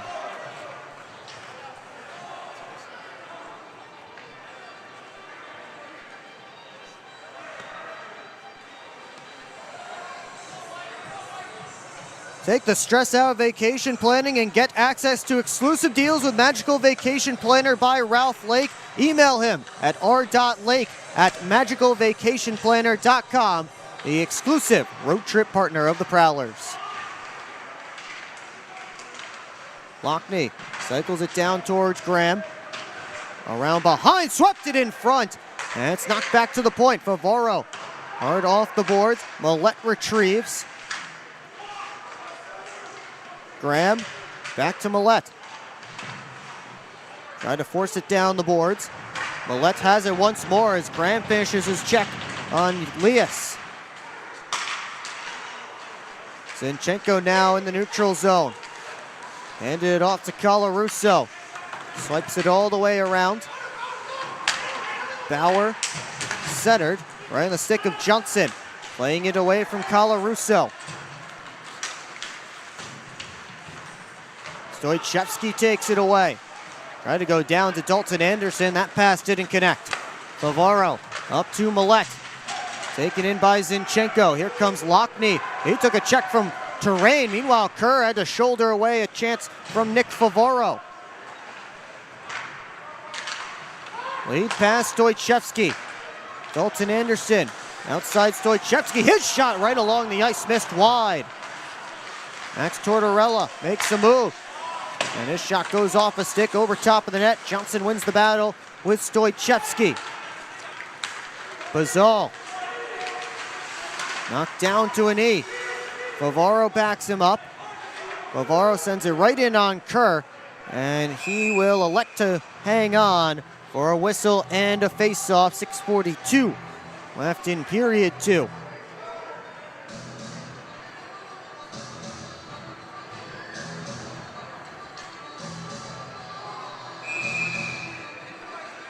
Shots in this second period tied up at 6 apiece. We see Connor Bazal inserted into the lineup for the first time this weekend in place of the injured Brett Morick. Arttu Heikkila also not on this trip for the Prowlers due to injury.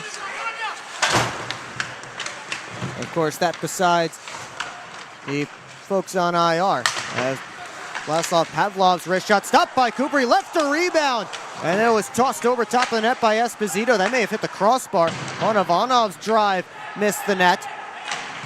James able to chip it out. It's put right back in, and Parsons lowers the boom on Tomacek.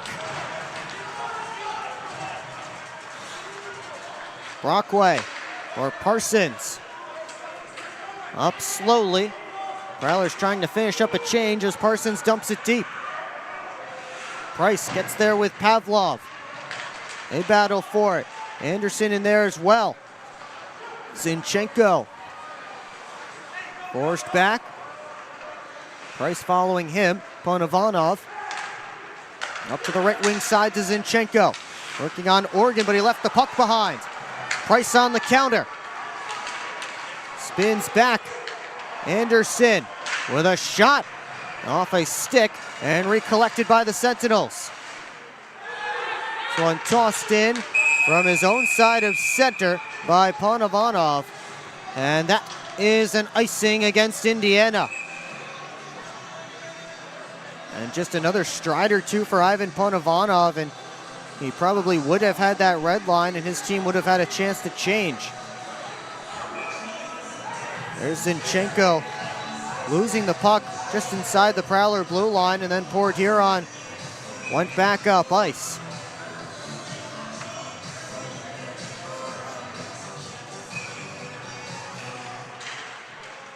One back by Graham, and Johnson's stick blade flew further than the puck as he tried to get it back deep. Johnson heads off for a change. Meanwhile, it's Bauer exiting his own end. Zinchenko dumps it in from the correct side of the red line, forcing Cooper to cover up, and the Sentinels get a change. Bauer and Parsons have to be separated.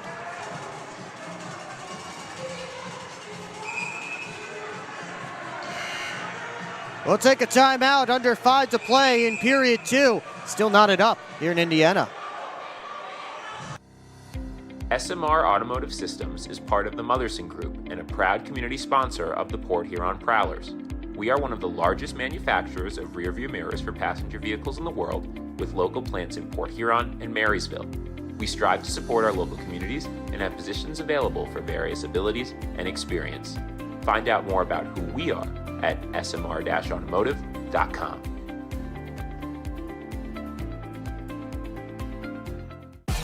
What's more authentic than a Hungry Howie's Detroit-style pizza? Nothing. We're not playing around with the pizza of our birthplace. Thick crust, cheese to the edge, sauce on the top. where it belongs. We've seen a lot of fakes out there. Not here. This is authentic Detroit-style pizza.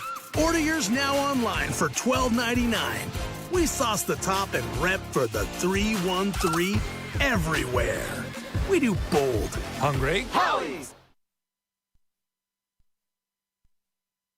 Back here in Indiana, Chris Kerr and the Indiana Sentinels tied up with the Port Huron Prowlers 1-1 in the second game of this 3-game set.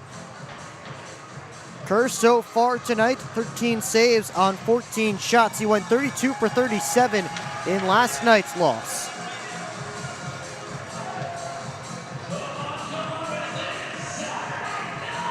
Faceoff will be down at the opposite end from Kerr. Between Matt Graham and Dalton Anderson. Puck sits on the dot, and Millette able to scoop it up. Lockney delays, tried to slide it down to Millette. Millette working his way back up top. Turnaround shot floated through, knocked down by Kerr. Loose puck, grabbed, and then taken back momentarily by the Prowlers, but here comes Colarusso. That man knocked away. And Millette spins around behind the net. Got it towards Lockney. But through him, Anderson swung and missed. Stoichevsky to the net. That was blocked. And it goes up out of play.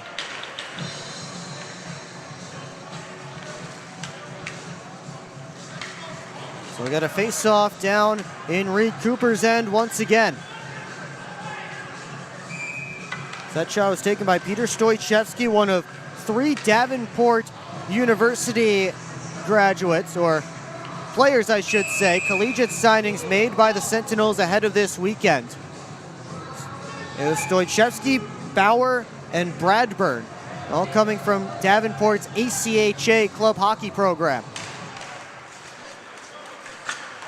Lockhart rims this one ahead to Jamie Bussell. Came through for James. Esposito trying to muscle James off the puck. Kicked along, up to Esposito. He flips it out.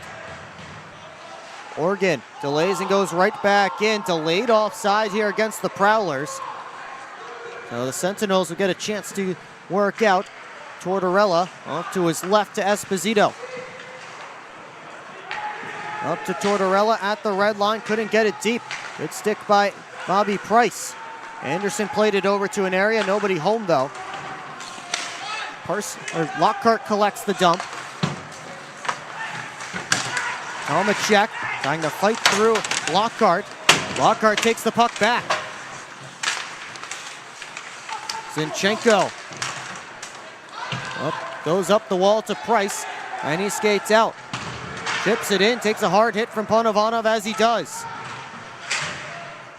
Slid along the boards, Johnson. Fed it down low. Ponovanov, the first one there for Indiana. Tries a long pass towards Zinchenko, who was breaking. And the Prowlers get whistled for a hand pass. Just under 3 to go in period 2. Plenty of whistles in this second period. Just the one goal belonging to Jonas Lias. A game-tying goal.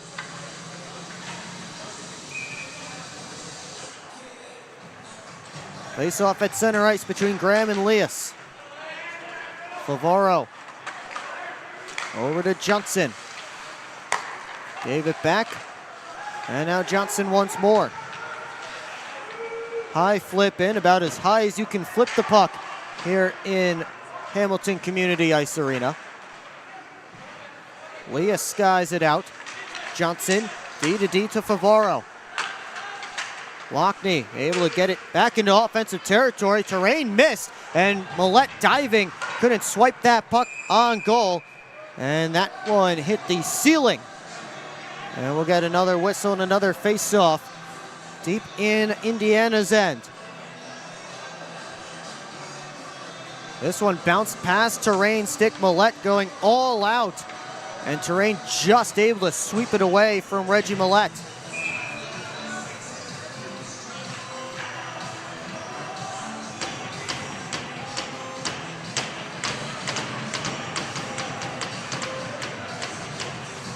Face off to Kerr's right.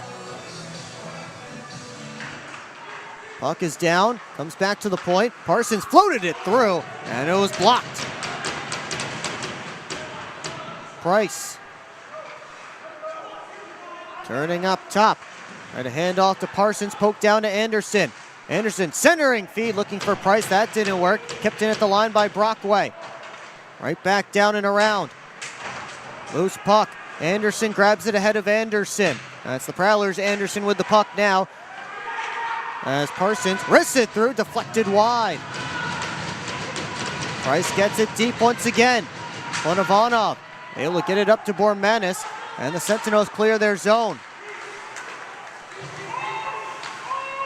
Delayed offsides here against Indiana. Prowlers work the puck to the neutral zone. Parsons gets back in, off to Anderson, back to Parsons. His shot, score! Brian Parsons slips it through and gives the Prowlers back the lead.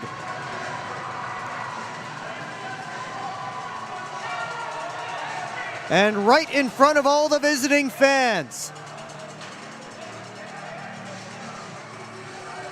Good rush here from Parsons. A little give and go with Blake Anderson and slid it low. And you see all the Prowler fans get up and cheer for that one. It's Parsons' third goal of the season.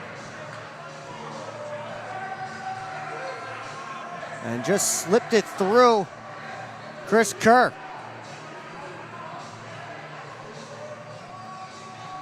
And now the referees are having another conversation.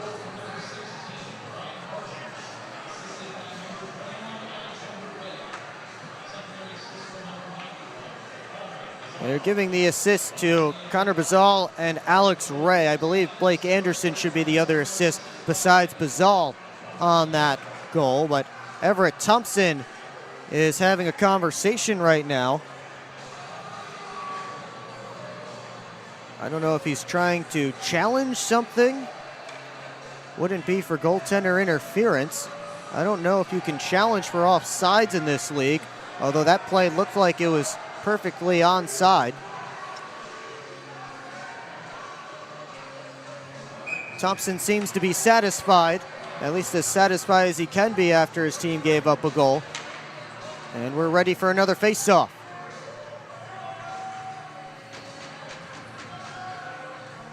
So Brian Parsons, now 2 points away from 100 in his FPHL career, has put the Prowlers back in front in the latter stages of the middle period.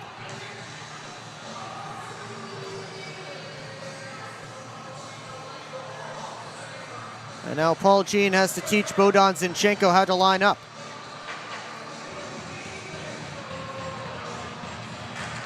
Finally, we have the puck down and we're back to playing. Prowlers looking for another as Bucell floats it towards Kerr, who sticks it over to the corner. Lockhart set it down to Ray. Try to keep the cycle moving. Bucell put it around behind the net. Bazal up to the point. Oregon walks, lost the puck, got it back, wristed it through, partially blocked, and here comes Indiana on a counterattack. Zinchenko floats it through, looking for Bauer. He collects in the corner, bounces it up towards Tortorella, but the back-checking Ray picked that off, and then Ray just steamrolled over Tortorella. Lockhart for Bucell. Enters the offensive zone, curling drag shot. Went out of play and into what little protective netting there is there, and there's a souvenir for one of the Prowler fans who made the long trek. 38 seconds left to go in period 2.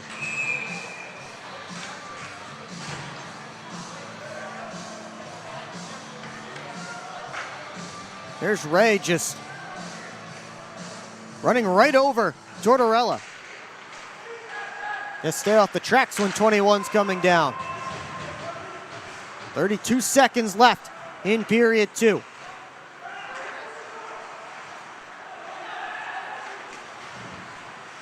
Sentinels trying to clear their own end. Ivanov, lead pass tipped in by Tomacek. Parsons gets there first, swipes it up the wall to Lockney. 12 seconds left. Prowlers trying to get one last rush, but Bormanis picked off the pass. Millette stole it from Bormanis. Centering feed, couldn't find Graham.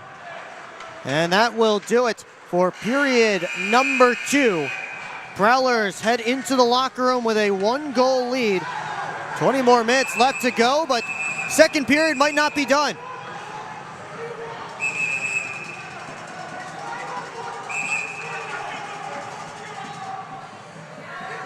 Everybody separated.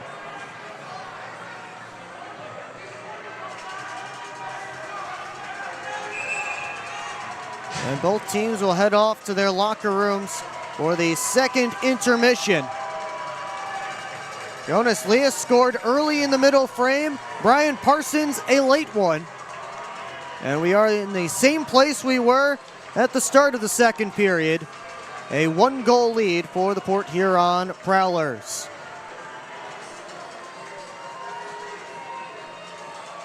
Shots on goal in that middle frame, 8-8. Prowlers get 8 shots on net for the second straight period, and the 2-period total favors the Sentinels 19-16. Coming up on the second intermission report right here on the PHP Network, we'll have highlights and analysis from Brady Beaton back in our PHP Network studios as you follow Brian Parsons, the Prowlers' most recent goal scorer, into the locker room. Also get tonight's version of Keeley's Corner, the out-of-town scores, and much more. All of that coming up on the PHP Network. And of course, here it's the Prowlers with a 2-1 lead on the Indiana Sentinels.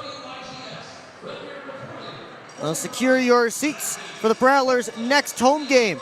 That will be on Friday, March the 6th. It's Mental Health Awareness Night, a very important night every single year as we get help from St. Clair County Community Mental Health to inform and support mental health awareness in our community. Puck drop is scheduled for 7:05 p.m. These same Sentinels will be in town. Once again, these teams are playing 5 straight games, 3 here in Indiana, and then 2 next weekend in Port Huron.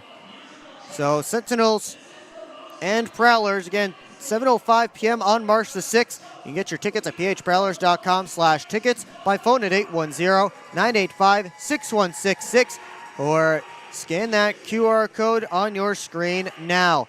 That's online at phprowlers.com/tickets by phone at 810-985-6166 or scan that QR code on your screen now to experience the show at McMorran Place. And again, a very important night. It is Mental Health Awareness Night, thanks in part to St. Clair County Community Mental Health. We'll take a time out. When we come back, we will send it back to our PHP Network studios. Brady Beaton is standing by to give you the highlights from this game so far. So don't go anywhere. Much more to come on the PHP Network. Come on, guys, hop in. We're not getting in that thing. That thing's gross. Yeah, I wore my nice pants today. This thing could use a detail. Well, I don't know. Do you know anybody who could detail a boat? I think that guy could. Hi, I'm Logan from Ballard's Detail. I can detail your boat. From oxidized and faded to smooth and glossy, our professional compounding and waxing process will get your boat looking new again. Contact us today at 810-956-8318. Visit us on Facebook at Ballard's Detail LLC.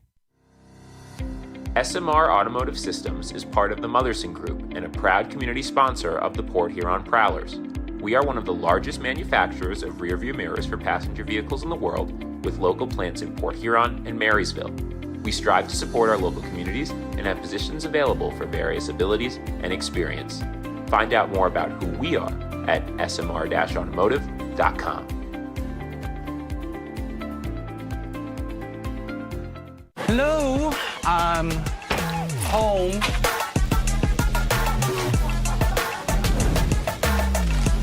There he is. What is happening? Relax. We won. They brought back the snack wrap. Spicy or ranch? Spicy. Go. just want one little bite. Can you stop? Oh, sorry. Gather your crew. Snack Wrap is back. This isn't working. LJ, pass me those flyers. No look behind the back pass. It's a whole play. LJ, come on. Gap up. Close the gap. Close the gap. What are we saying? This isn't working. We need a shift change. Let's bring in the professionals.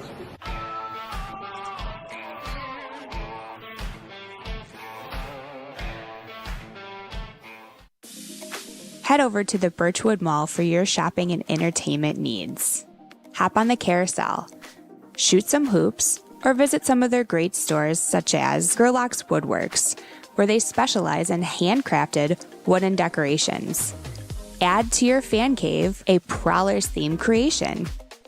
Upgrade your bathroom at Luxury Bath Mobility Remodelers. They can fully customize your bath or shower to fit your needs, and they also do flooring. For the sports fan in your life, pick up a unique gift from Pro Edge Sports. Jam-packed with all kinds of memorabilia. There's something for everyone. And it's not a trip to the mall without Auntie Anne's pretzels. Grab a freshly made full-size cup of pretzel bites and wash it down with some frozen lemonade. At the Birchwood Mall, you can find this and more. Visit them on 24th Ave in Fort Gratiot.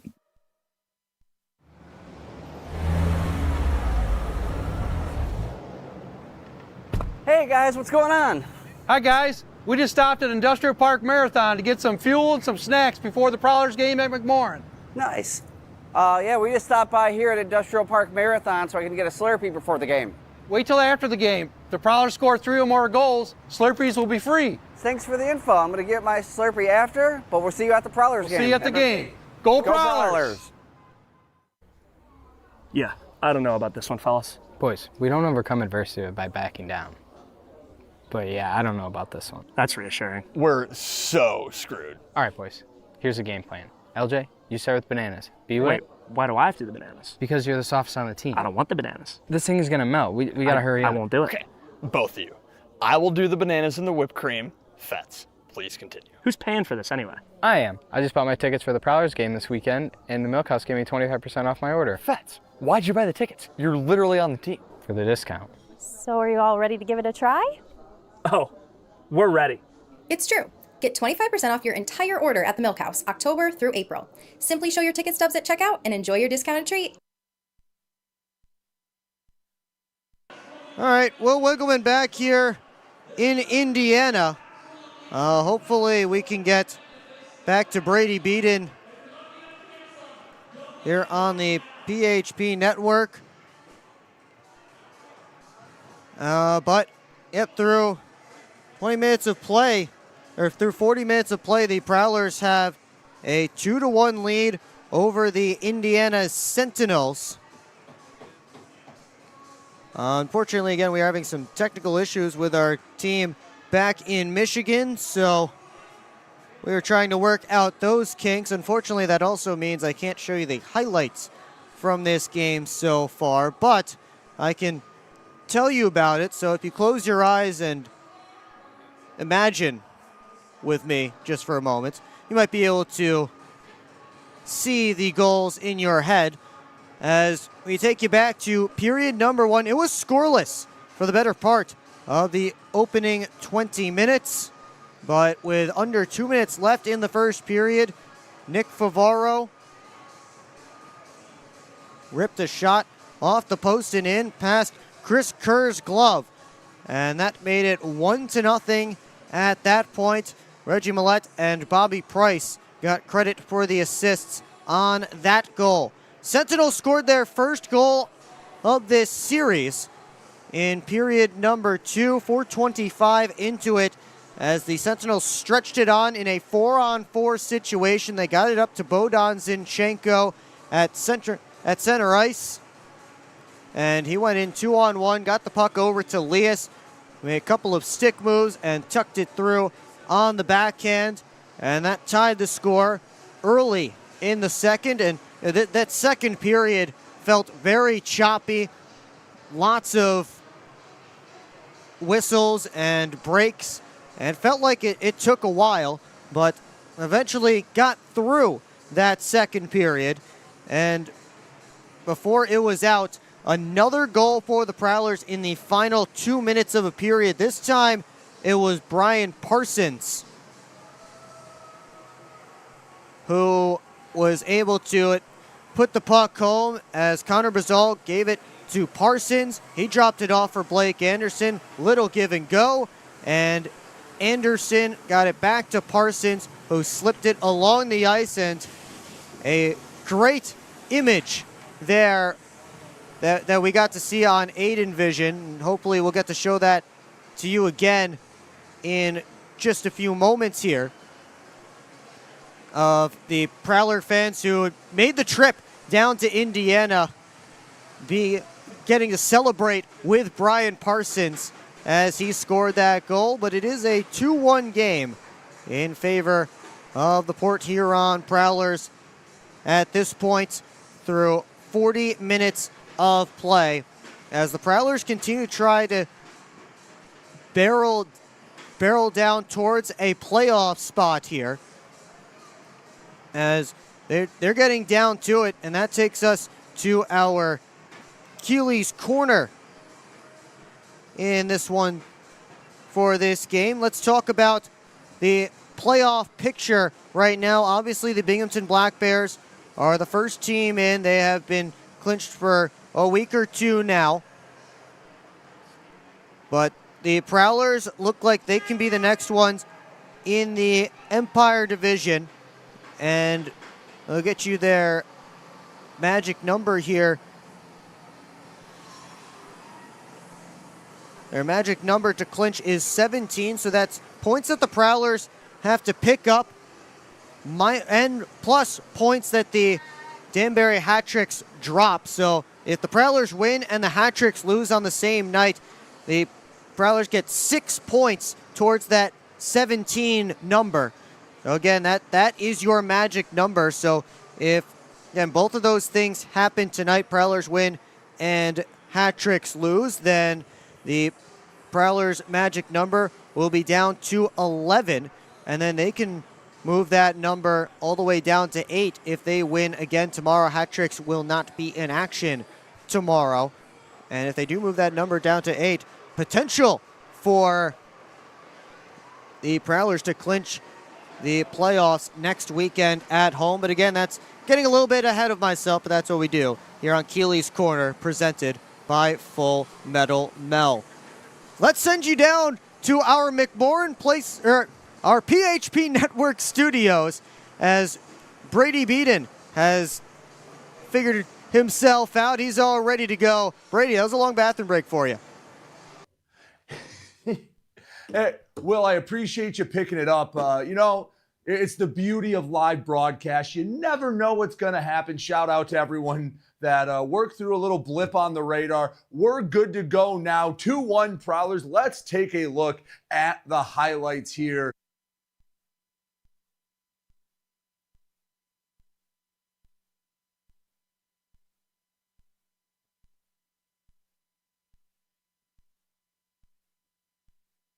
Saves early on in this one, as the Prowlers, again, a lot of momentum from last night, trying to continue a strong weekend, as they obviously a 5-0 win yesterday.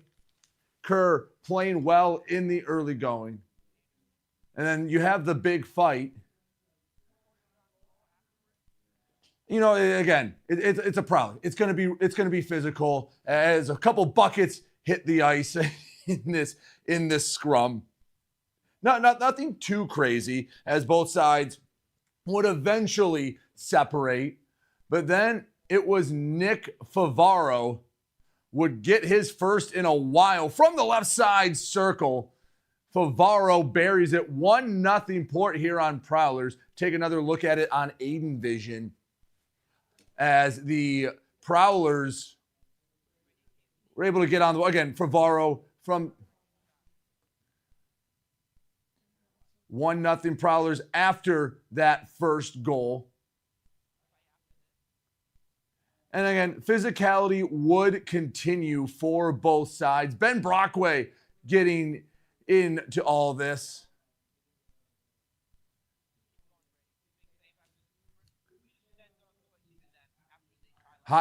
Highlights keep rolling on as the Prowlers, again, trying to really get down the stretch, 17 points away from clinching a playoff spot. Lias would even this up as it's 1-1. And then Brian Parsons. Hey, he didn't have to do it from center ice this time. He walks it in. The give and go. I didn't know Brian Parsons was allowed to get that deep into the offensive zone. Makes it 2-1. A beautiful move for the second Prowlers goal. Again, Brian Parsons, usually he's a defensive defenseman. Once in a while, he can show you why he's been in the league for so long. A little bit of offense there. 2-1 after 40 minutes of play. Prowlers looking to add another to the win streak. Let's go back to Columbus, Indiana, and Will Wiggleman for the final period right here on the PHP Network.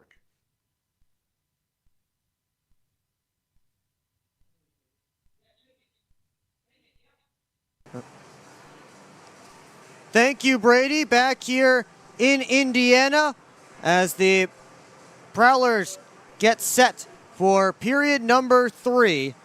Before we get there, let's take a look at what's coming up for the Port Huron Prowlers, their upcoming schedule. And tomorrow afternoon, we'll wrap up this 3-game series, a 1:30 p.m. puck drop here in Indiana. And that'll be the final game of a 6-game road stretch for the Prowlers.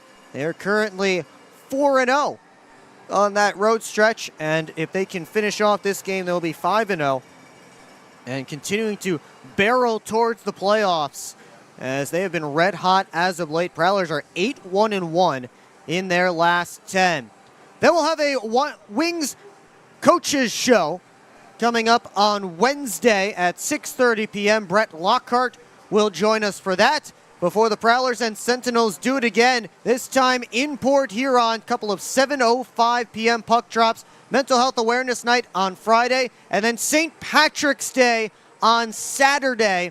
Specialty jerseys and a puck giveaway for the first 500 fans in attendance. That's right, an honest-to-goodness real-life puck with a Prowlers St. Patty's Day theme on it, and that one courtesy of Pollock and Randall Funeral Home, so shout out to them for making that possible. And I think that's probably the second greatest giveaway the Prowlers have ever done, but behind the adult jersey giveaway we had earlier this season. So much great stuff that we're giving away to our loyal fans, so we're excited for that. And make sure that you are there early to get that puck. Then the Prowlers go back on the road. They have a 3-3 in upstate New York. Friday in Binghamton on the 13th. And then Saturday and Sunday, the 14th and 15th in Watertown.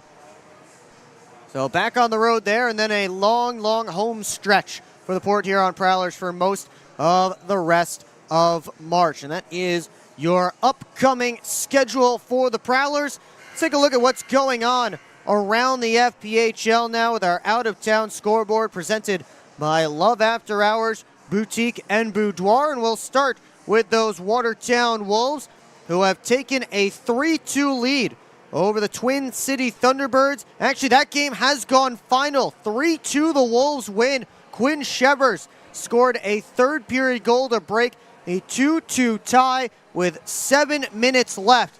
And the Wolves earn a split down in Winston-Salem as they get themselves off the schneid. Black Bears and Hat-Tricks are locked in a tight battle in Binghamton. It's 3-3. Caden Kandurka has 2 goals for the Hat-Tricks. Konstantin Chernyuk has a goal as well for Danbury. One of the new acquisitions there. Austin Durazio, Scott Ramakers, and Tyson Kirkby have the goals for the Black Bears. That one with just a few minutes left in regulation.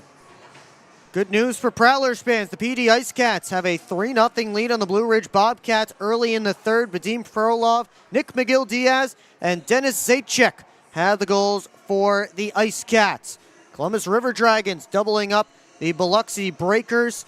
It's 4-2 Dragons in Biloxi right now through 40 minutes of play. Cody Wickline has scored twice. Josh Colton and Alexander Jemayev have the other two for the Dragons. Trey Fisher and Lucas Pekarzik have scored for Biloxi. Finally, the Baton Rouge Zydeco also doing the Prowlers a favor here as they lead the Topeka Scarecrows 3-0. Blake Keller and Curtis Hansen have added to Don Carter's goal. And it's 3-0 Zydeco late in period 2. Of course, here it's 2-1 Prowlers. Out-of-town scoreboard presented by Love After Hours Boutique and Boudoir. Use code Prowlers for 15% off at Love After Hours. As both teams hit the ice here, we take you through the game stats for this one so far.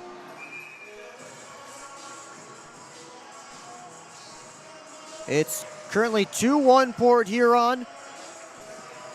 Both teams 0 for on the man advantage right now.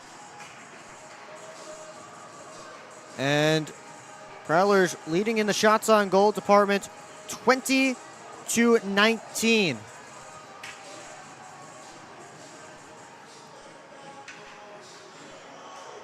So that is your Gunther Graphics game stats for the middle 20, or for where we are here through 40 minutes of play.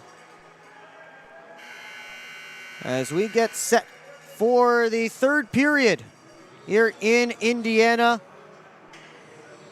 The CJ's third period here on the PHP network. Chris Kerr down in the goal crease. Camera left and about 15 feet away from me in the broadcast booth. He made 18 saves, or he has made 18 saves on 20 Prowler shots so far. Reed Cooper down at the other end. Camera right. He has made 18 saves as well on 19 Sentinel shots.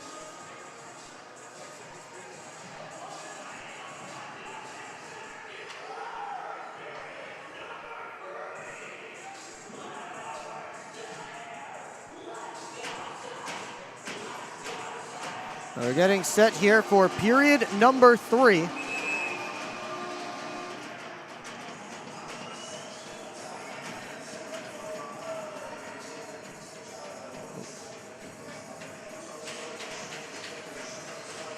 Prowlers and the Sentinels. For period 3, we are back underway. The CJ's third period again, having some technical difficulties right now, so we apologize for any interruption to your viewing experience. Reggie Millette skates into the puck. Able to slip it to Lucas Lockney, trying to go back across to Graham. And a sliding Pavlov got in the way of that pass. Lockney up high. Organ back down low it goes. Tortorella blew a tire. Millette back to the line to Lockhart. D to D. Organ down low to Graham. Back to Tim Organ. Wrists it through off a stick, and that went over the glass and hit the back wall / ceiling out of play.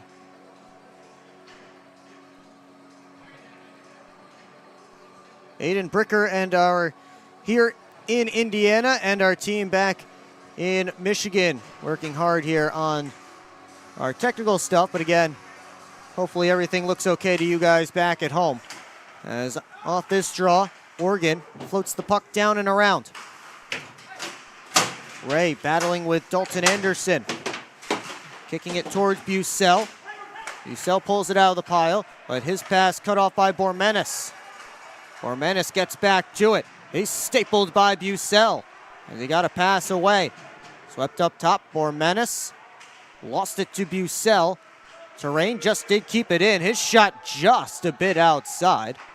And the Prowlers turn it up ice. Flipped in by James. Ray and Terrain after it. Ponovanov chased out by Blake Anderson. Price takes over as Ponovanov let it roll away from him. Anderson taken in. Favaro for Anderson. Wraps it all the way around. Price gets to it, along with Peavy. Colarusso smacks it back this way. Anderson for DeCumbis. Anderson once more, up to the top. Johnson across towards Favaro. Tried to clap it on net. Ended up on Price's stick. DeCumbis cycles for Anderson. Price one time catch and shoot. And Kerr had the post sealed off. Johnson trying to settle down the bouncing puck. DeCumbis puts it to an area for Anderson with a shot off a stick. And it hits the roof/wall out of play. Just over 2 minutes gone in the CJ's third period. Prowlers with a 2-1 lead on the strength of a Brian Parsons goal in the final 2 minutes of period number 2. Comes Max Tortorella. His pass taken by Brockway. Long lead feed up to Lockney. Lockney slows up. Sent it down and around to Millette. Graham chasing back after it. Lockney gets there first. Lockney had it taken off his stick, and up comes Zinchenko. Shot from the outside, and that caught the roof and went bar down to the ice behind the net. Behind Cooper, I think a Prowler got his stick or his body in front of it. So we got a face-off all the way down in the Port Huron end.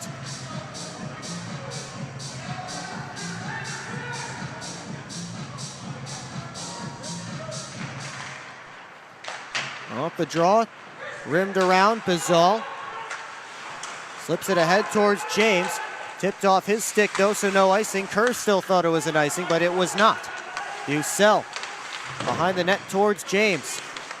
Terrain took it away. Or Menace. Gave it over to Bauer. And then James ran over Bauer, and Luke James is getting a penalty. Charging the call against James here. And the Sentinels will go to their 4th power play of the game early on in period 3.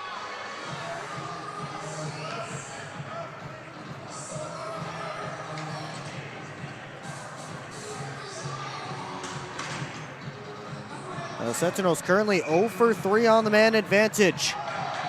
And they have a chance to tie up this game for the second time. Although Ben Brockway is going to be sent back to the bench. Brett Lockhart will have to come back out as the Prowlers tried to sneak in a late change.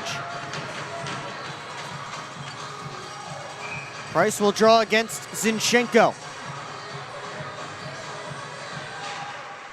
One back by Zinchenko. Colarusso gave it down.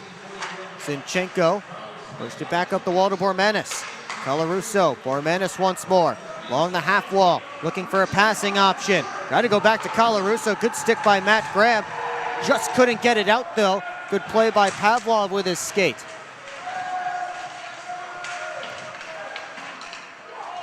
Pavlov lost it to Price as Price was able to knock it all the way down. Port Huron gets 4 fresh killers out.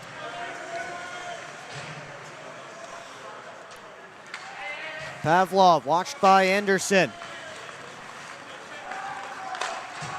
Gave it up to Ponovanov, left wing side.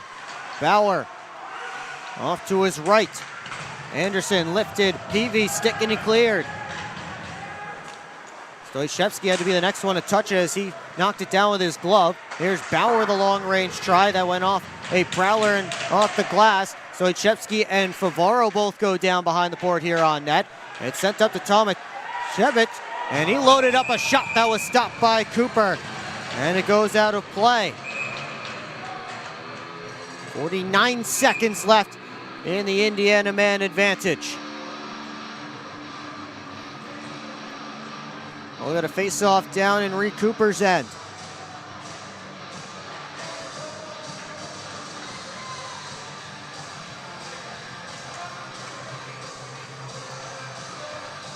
Looks like they're trying to fix the net behind Reed Cooper once again. That one down at that end has been having issues throughout this game. Off the draw, Ponovanov goes across to Tomacek. Sent it down deep. Parsons grabs it, and he clears all the way down.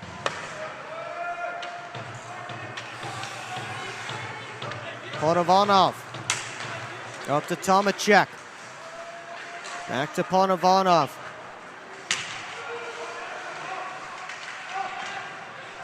Battled for.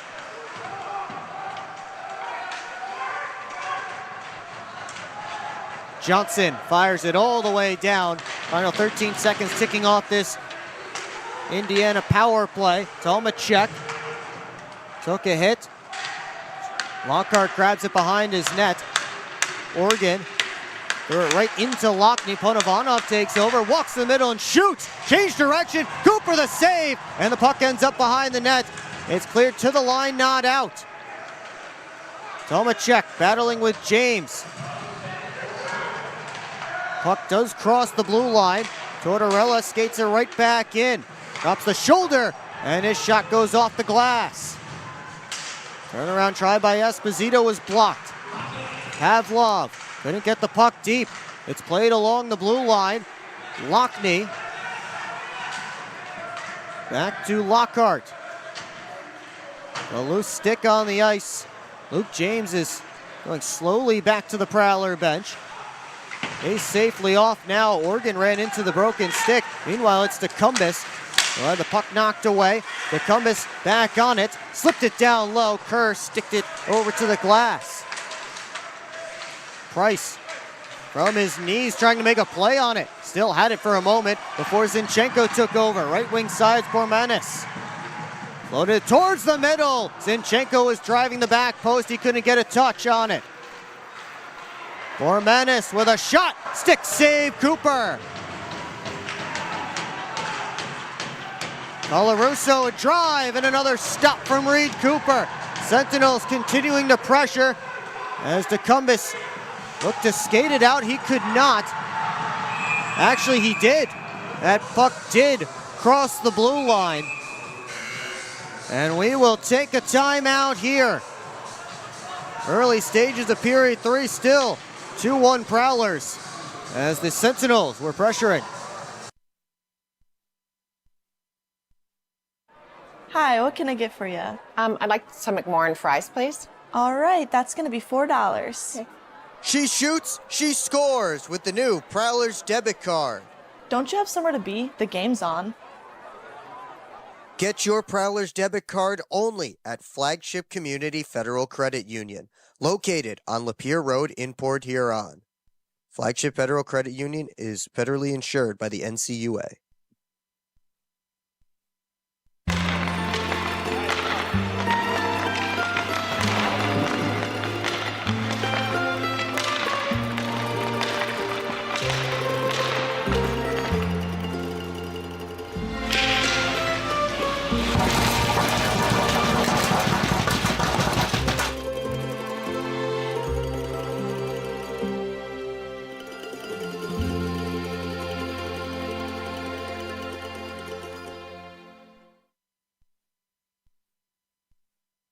Back here in Indiana, Prowlers and Sentinels.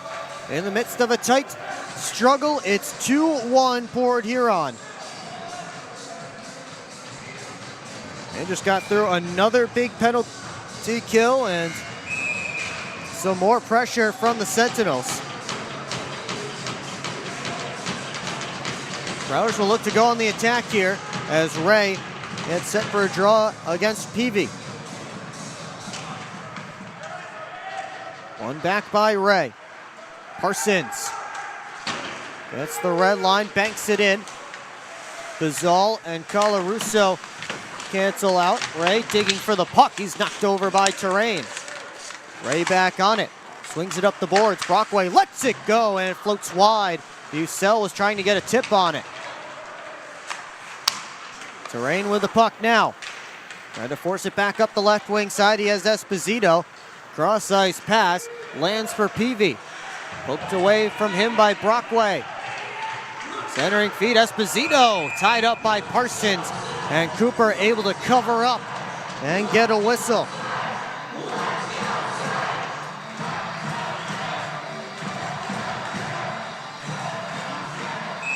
got a face-off all the way back down in the Prowler end. Sentinels up on shots right now, 6-1 in this third period. Off the face-off, quick shot by Bauer, whistled wide. Bauer led Davenport this year with 20 goals and 38 points. Another bid for his first as a pro. He's had a couple of opportunities in this game. Graham gave it to Organ. Organ tried to chip by his man, couldn't do it. Here comes Dalton Anderson. Anderson, the shot kicked out by Cooper, and the rebound got away from Bauer.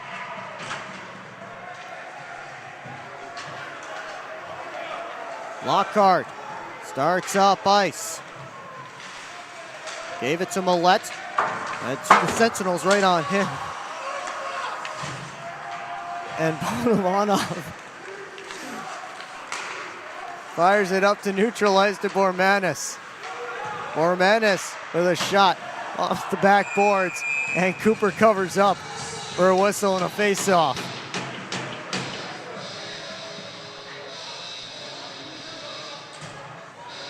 That dump-in rattled around the boards right at the broadcast booth, and I guess for a moment I forgot that there was a thick pane of glass between me and the puck. And I'm sure Brett Morick, who's standing behind me, will not let me hear the end of that one.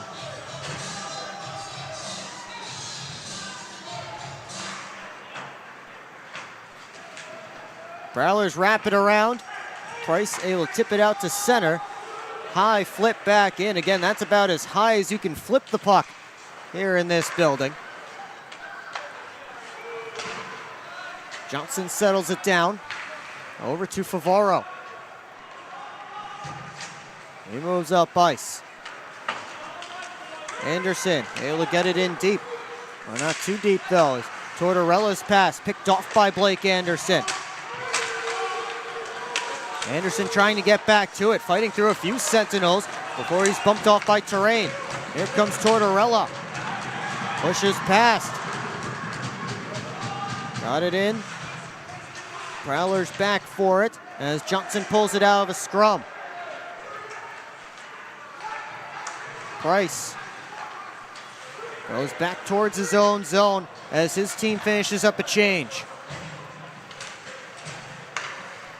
Lockhart right up the middle, cuts to his left, off to Bustel. Lockhart one-handed it just through the blue paint. Back the other way, Tomacek at his pocket, picked by Bizal. Bustel trying to send James in. He's knocked down by the back-checking Stoichevsky. Busel cuts back in, but James was offside as he had not exited the zone quite yet.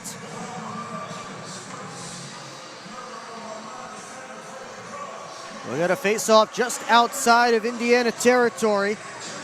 10:01 left to go in period 3.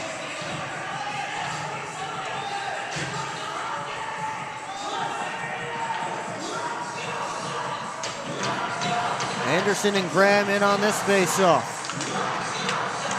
One back by Anderson. Pavlov sweeps it ahead. So untipped all the way down. And Oregon gets it to Lockney. Indirect feed. Graham skates into the puck. Graham wheeling in. Drops it off for Millette. Millette up high. Swept it down low. Lockney's try. Didn't get much on it. Bauer slid it out of the zone. Took a hit from Lockney. Oregon right back in. Lockney right down the middle. His rising shot over top of the cage. And the Sentinels trying to play the carom. It came all the way back to Prowler territory. Oregon chips it ahead. And right on the stick of Millette. Working in with Graham. Good poke there by Colarusso to disrupt that rush. 3 Prowlers back for this one as Bormanis sent it wide to the blocker side of Cooper. Johnson slows up and settles things down. Prowlers getting some fresh forwards on the ice. Under 9 minutes to go in regulation, a 1-goal lead for Port Huron. Johnson whips it ahead Off of Bormanis' stick, so no icing. Ponovanov keeps it moving for Tomacek. He's tied up by DeCumbis. Johnson, quick shot from the line, and off of Kerr's glove. DeCumbis taken in by Ponovanov. Anderson trying to dig it out. Anderson takes a look up top. Lockhart, D to Johnson. Rips it off the backboards. A couple of players after it. Colarusso gets there first, and he just ices the puck. And that will take us to another media timeout. 8:11 left in regulation. Prowlers still with a 1-goal lead. Discover everything banking should be with Advia Credit Union, like earning real financial advantages. You can earn up to $1,000 with your new account. Plus, save an average of nearly $4,000 in interest when refinancing. Get started with a low-rate credit card balance transfer. Enjoy easy access to your money anytime, anywhere. Make the switch today at adviacu.org/real people. Advia Credit Union. Real advantages for real people.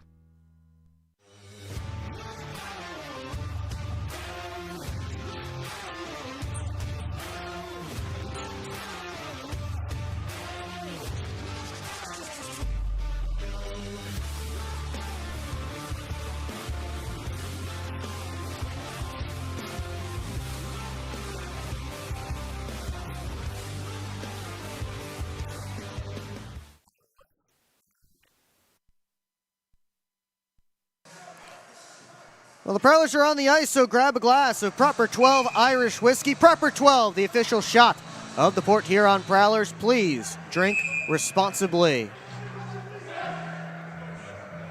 Prowlers getting set for an offensive zone face-off here after an icing by Indiana. Their guys did get about 90 seconds to rest up. They still have to put that same group back out there.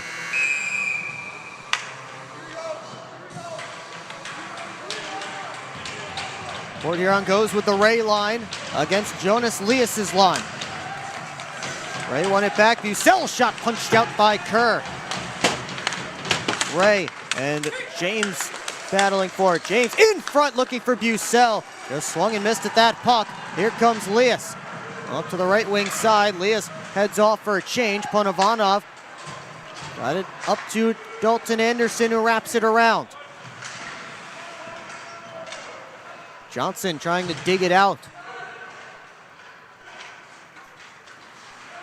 Works around behind his net. Slid it ahead. Bucell hustling after it along with Pavlov. Ray steps into the puck. His shot blocked. Came right back to him. Ray couldn't control it though. Tortorella just backhands it out. Goes all the way down right on Cooper. Brockway picks it up before it reaches the Prowler netminder. He's taken in by Zinchenko. Favaro ahead to Graham. On to Millette. As Lockney hustling towards the cage. Millette slows up. Graham on his backhand in front looking for Lockney, but he was tied up. Lockney pulls it off the boards. His pass to Millette was tipped away by Esposito, and the Prowlers have to regroup. Tipped in by Millette. Terrain wraps it around the boards, and it comes to Bormanis, and he just fumbled it. Got it back though. Bormanis' chip shot was sent wide by Peavy. Peavy then ran into Reed Cooper. Prowlers want after Peavy. Meanwhile, the puck pulled off the boards, and now they'll blow it dead. Millette and Graham are having words with Blake Peavy, who ran into Reed Cooper.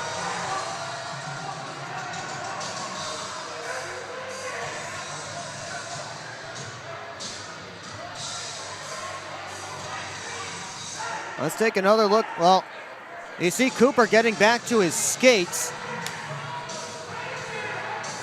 And then you see everybody there on the left of your screen getting tangled up.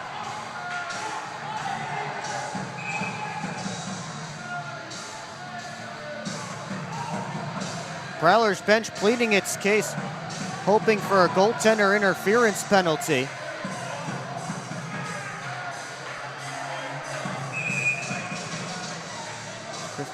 Chris Paulin is at the front of his bench yelling, and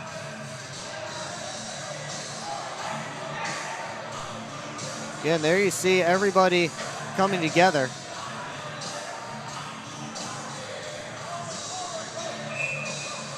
Chris Paul, and former goaltender himself, very animated there. And now Everett Thompson yelling something from his bench. Here we get a look at, watch Peavy there, stumbling, and then he bumps into Cooper and knocks him over. That's what the Prowlers are upset about.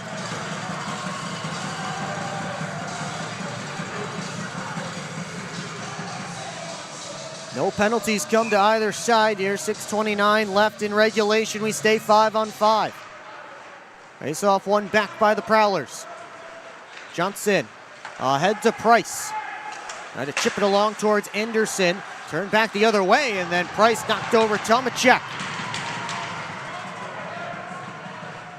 Johnson swings it up the far boards. Anderson gets to it. Blake Anderson sends it around Ponovanov and gets to it.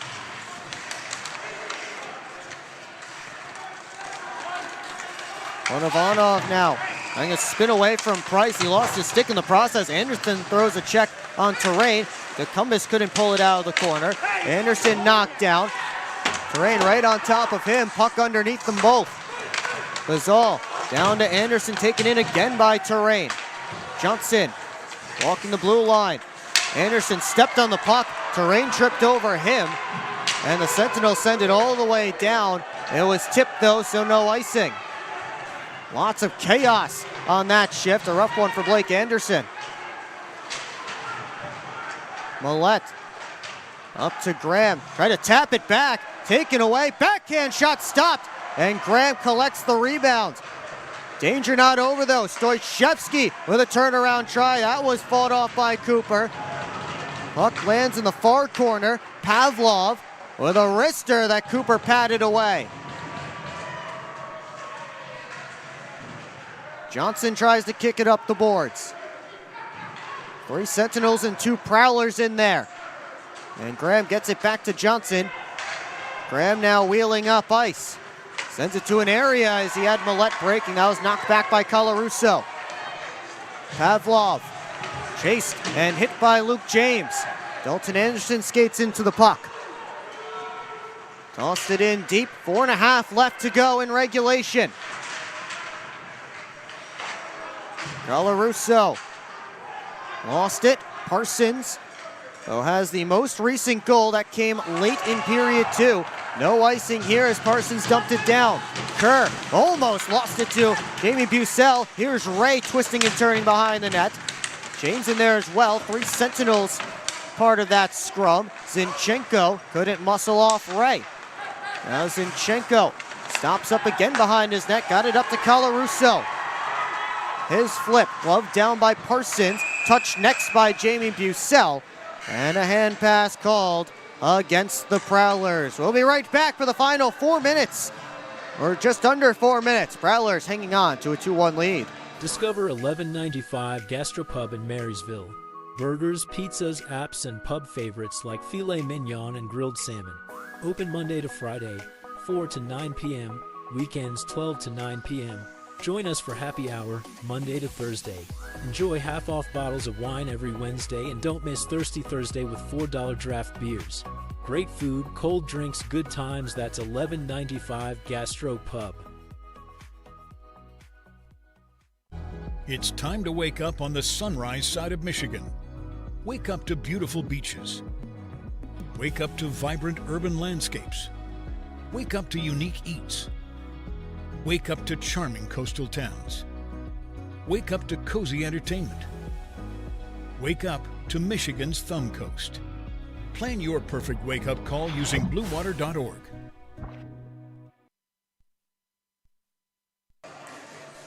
CJ's Bar and Grill keeps the kitchen open until 1 a.m. and gives you a 10% discount for wearing Prowlers gear on a home game day. It's the perfect place for all of your post-game celebrations.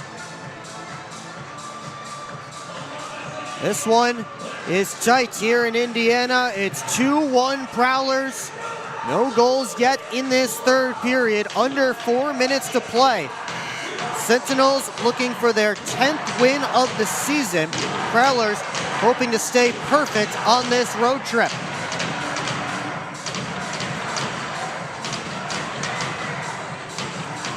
Face off at center ice. After the hand pass by the Prowlers ahead of that TV timeout, Everett Thompson didn't get enough time to chat with Paul Jean during the TV timeout, so he's taking another opportunity here.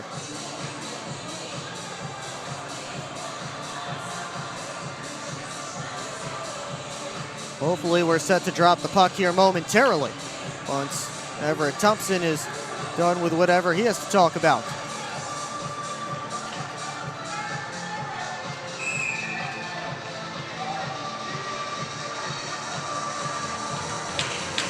Now we're set to go. Tecumseh and Peavy on the draw, and Tecumseh won it back.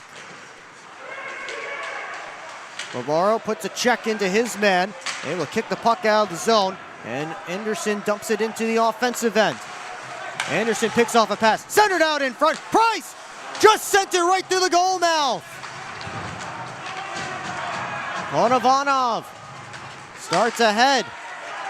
Harassed by Price, Ponovanov able to slide it ahead. There's a centering feed that was knocked away. Anderson knocked down. Soichevsky and his pass go behind Peavy. Tortorella at the red line. Gets into the Prowlers zone, and Cooper hangs on. Just over 3 minutes left here in regulation. Bobby Price was inches away from giving the Prowlers a huge insurance goal. Unfortunately for him and the Prowlers, just put it right through the goal mouth.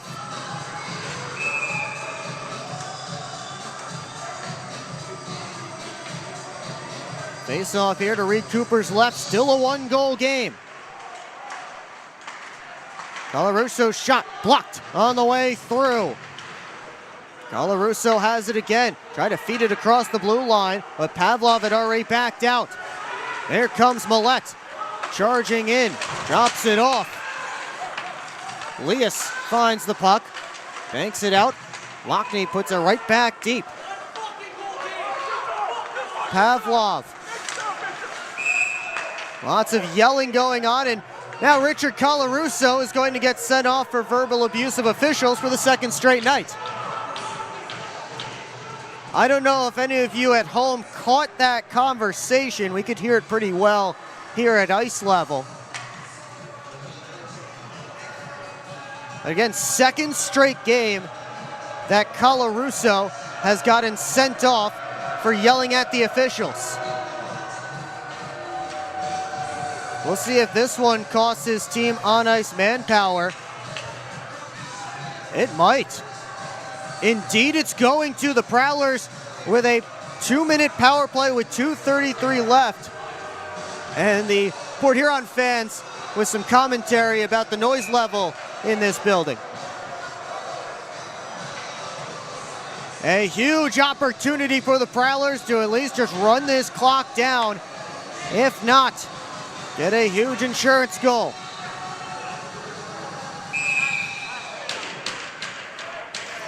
They send out Alex Ray to take the face-off against Blake Peavy.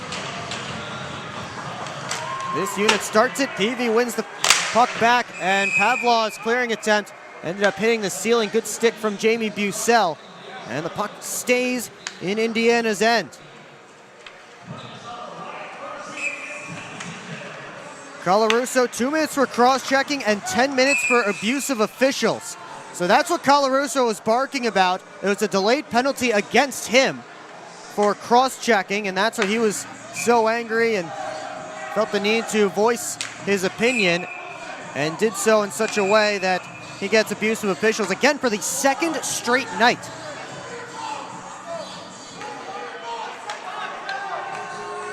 Tomacek and Price will take the face-off after both centers were kicked out. Bucell helps it back to Favaro. He walks in, picks his spot, and hit the post. That one changed direction and just caught the iron. Favaro again, walking, looking, and scoring! Jamie Bucell tipped it down, and the Prowlers have a 2-goal lead late.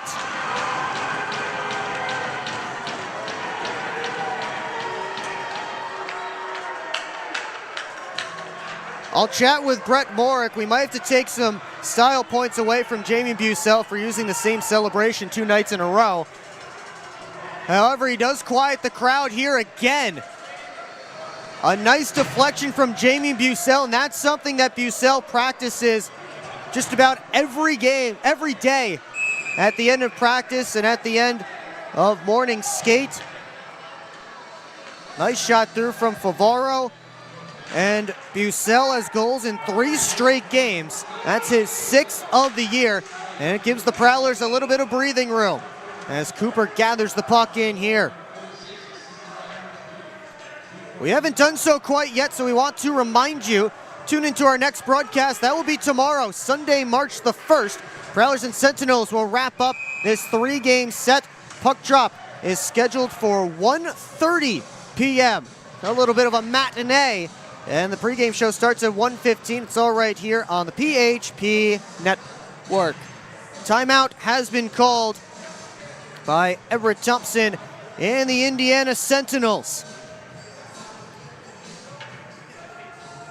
Richard Colarusso has cost his team here as he took a cross-checking penalty right in the final moments, or final minutes of this game. Prowlers score on the ensuing power play.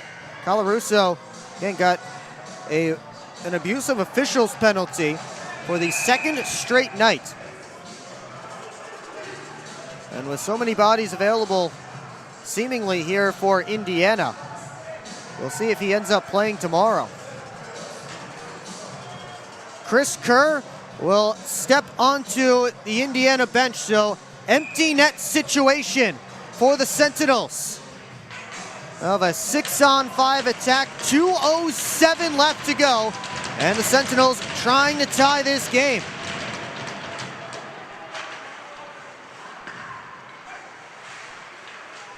Favaro lost an edge as he was battling with Bauer. Bauer tries to cut to the net, and his stick lifted. Pavlov from the point. Fed it down low. Shot on goal, slipped wide along the ice. Ponovanov up to Peavy. Sent on, that was blocked. And the Prowlers will skate it out. It's Lockney getting to the red line, looking to the empty net, and it's blocked by a 2-pad stack of Ivan Ponovanov. Prowlers working the offensive zone with an empty net. Brockway chips it around to Johnson, sent it right back in deep. Delayed offside there against the Prowlers as Pavlov skates back into the puck, floated it across. Johnson twisting away from Ponovanov, sent it around behind the net. Zinchenko tried a centering feed, that didn't get all the way through. Lockney battling. Final minute of play in this one. Prowlers with a 2-goal lead. Pavlov, D-to-D. Ponovanov sent it down low. Comes all the way around to Zinchenko. Up the boards, Pavlov down to Zinchenko.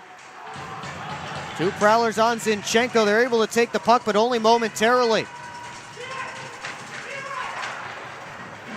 Battles continue. Remember, the Sentinels need 2. There's only 30 seconds left.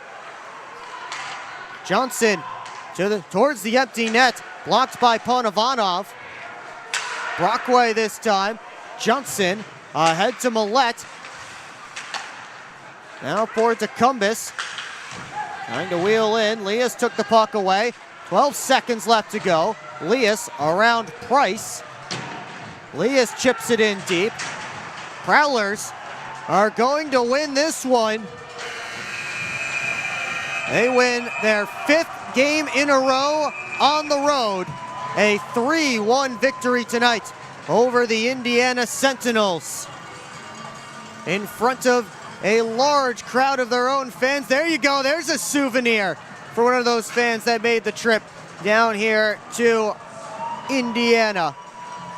But the Prowlers get to celebrate another victory with their netminder Reed Cooper, who made 28 saves tonight. Prowlers goaltenders so far this weekend have gone 57 of 58 between Cooper and Huber in these first two games. Well, stick around for the post-game show here on the PHP Network. We'll send it back to Brady Beaton for highlights and analysis. Also take a look at the out-of-town scoreboard, final game stats, and much more. It's all coming up here on the PHP Network. Again, we do have Brady now, and again, looking forward to that one, but hey, these fans who came out, they got themselves a show. They saw some great saves from their goaltender down on that end, and they also saw a goal from Brian Parsons down on that end, but most importantly to them, they saw 3 more points added to the column for the Port Huron Prowlers.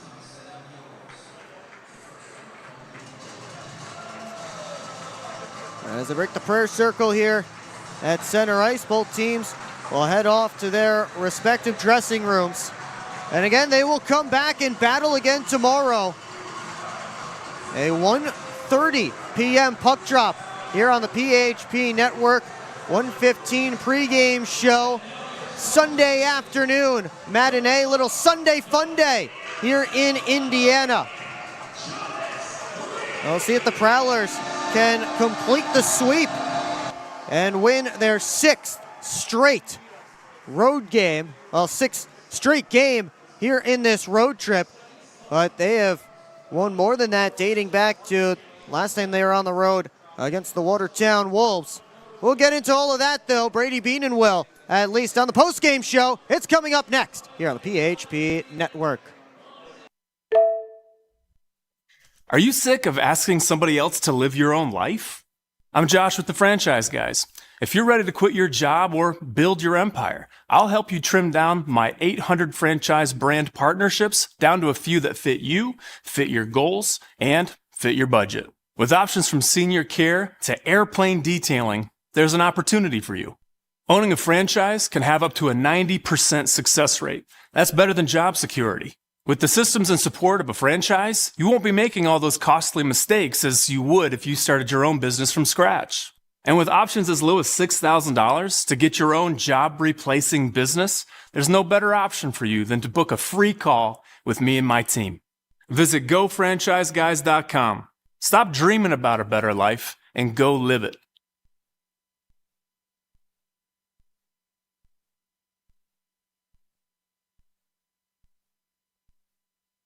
Come party where the Prowlers party at Hamlin Pub. With 10 locations including locally in St. Clair, Richmond, and Chesterfield. Hamlin Pub is the best place for your hangout.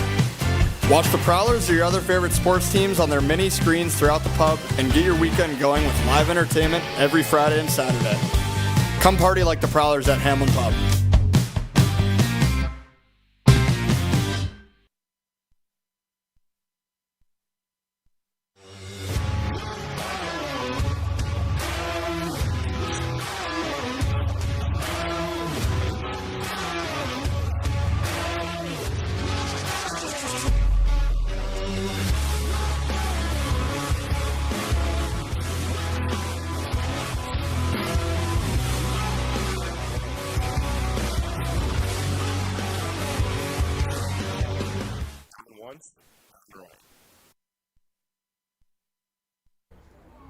Yeah, I don't know about this one, fellas. Boys, we don't overcome adversity by backing down.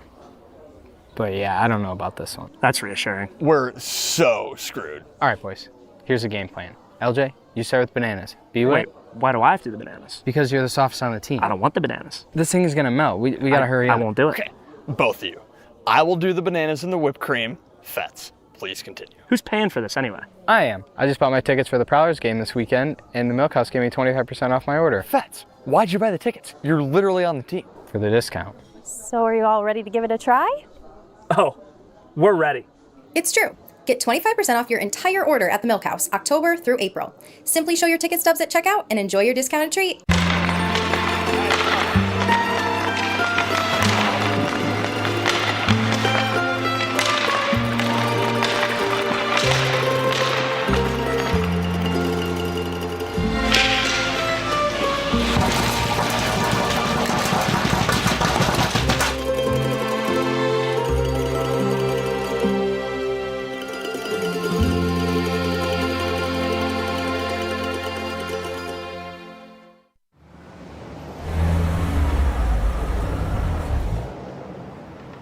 Hey guys, what's going on? Hi guys, we just stopped at Industrial Park Marathon to get some fuel and some snacks before the Prowlers game at McMorran. Nice. Yeah, we just stopped by here at Industrial Park Marathon so I can get a Slurpee before the game. Wait till after the game. If the Prowlers score 3 or more goals, Slurpees will be free. Thanks for the info. I'm going to get my Slurpee after, but we'll see you at the Prowlers game. See you at the game. Go Prowlers!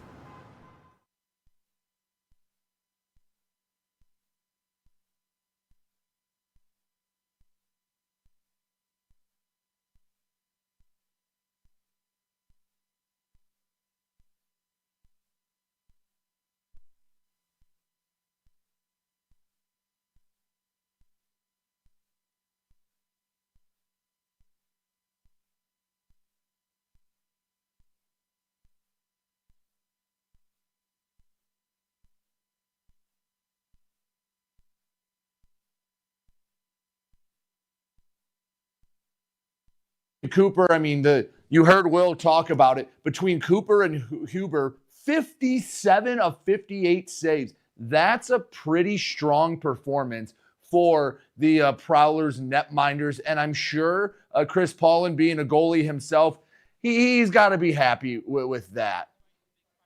And again, always going to see the physicality. Here is a scrum where in stereo, the bodies hit the floor at the same time.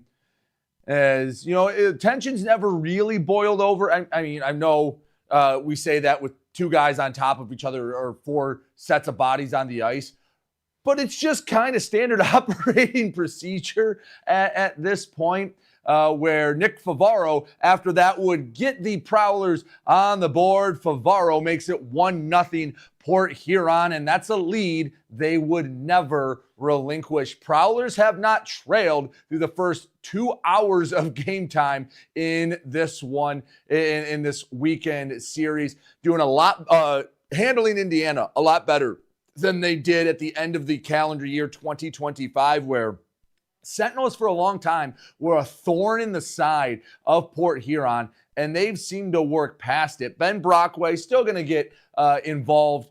Again, that's the edge they play with. We've talked about it a lot. They've walked the line. They understand now more than they did earlier in the year what they can and can't get away with. Indiana would, however, get on the board to tie it at 1 as Leas makes it 1-1. The only goal Indiana has scored all weekend, but Brian Parsons finding himself in an unfamiliar territory, deep in the zone. Usually he's at the blue line. Last goal he scored was from center ice. This one, a beautiful move from number 16. Little give and go action for Parsons. Sneaks in and on the backhand makes it 2-1. Prowlers would not give the lead up as Reed Cooper makes the save, keeps the Prowlers out in front. And then Jamie Bucell makes it 3-1. The hand-eye coordination, go to the net, good things happen. He was out in front. And it was, well, the nail in the coffin at the end, near the end of the third period. Bucell makes it 3-1. And that would be all she wrote. Port Huron again, 5 straight, count them, 5 straight wins for the Prowlers. And they are playing some pretty darn good hockey right now. And this is the part where there's still about a quarter of the season left, but I can say it. I'm not dressing for the games. I know Chris Paulin might not say it. I know the players might not say it, but you kind of have that look out of the side of your eye going, all right, here's how we're shaking out for the playoffs. What are the other teams doing? How do we get home ice? And playing like this right now, well, this is where you're really ramping up. You're figuring out what your playoff lineups are going to be and who's going to be there for the most important games come April. We'll take a break, come back more on the Port Huron Prowlers post-game show. Take a look at what's happening around the league. Take one final look at our game stats. Later on, as always, Will Wiggleman will talk to our Gunther Graphics player of the game and our associate head coach, Chris Paulin. Don't go anywhere. More for you on the post-game show right after this on the PHP Network.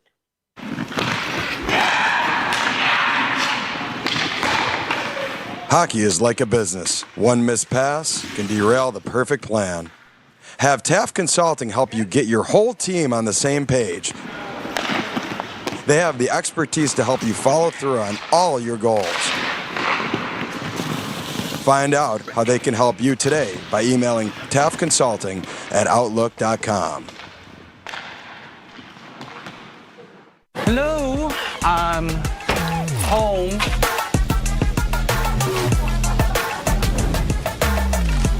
There he is. What is happening? Relax. We won. They brought back the snack wrap. Spicy or ranch? Spicy. Go. Yeah. Just one little bite. Can you stop? Oh, sorry. Gather your crew. Snack Wrap is back. SMR Automotive Systems is part of the Motherson Group and a proud community sponsor of the Port Huron Prowlers. We are one of the largest manufacturers of rear-view mirrors for passenger vehicles in the world, with local plants in Port Huron and Marysville. We strive to support our local communities and have positions available for various abilities and experience. Find out more about who we are at smr-automotive.com.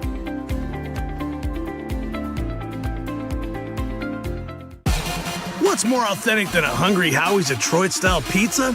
Nothing. We're not playing around with the pizza of our birthplace. Thick crust, cheese to the edge, sauce on the top. Where it belongs. We've seen a lot of fakes out there. Not here. This is authentic Detroit-style pizza. Order yours now online for $12.99. We sauce the top and rep for the 313 everywhere. We do bold. Hungry Howie's! This isn't working. LJ, pass me those flyers. No look behind the back pass. It's a whole play. I'll say, come on. Gap up. Close the gap. Close the gap. What are we saying? This isn't working. We need a shift change. Let's bring in the professionals.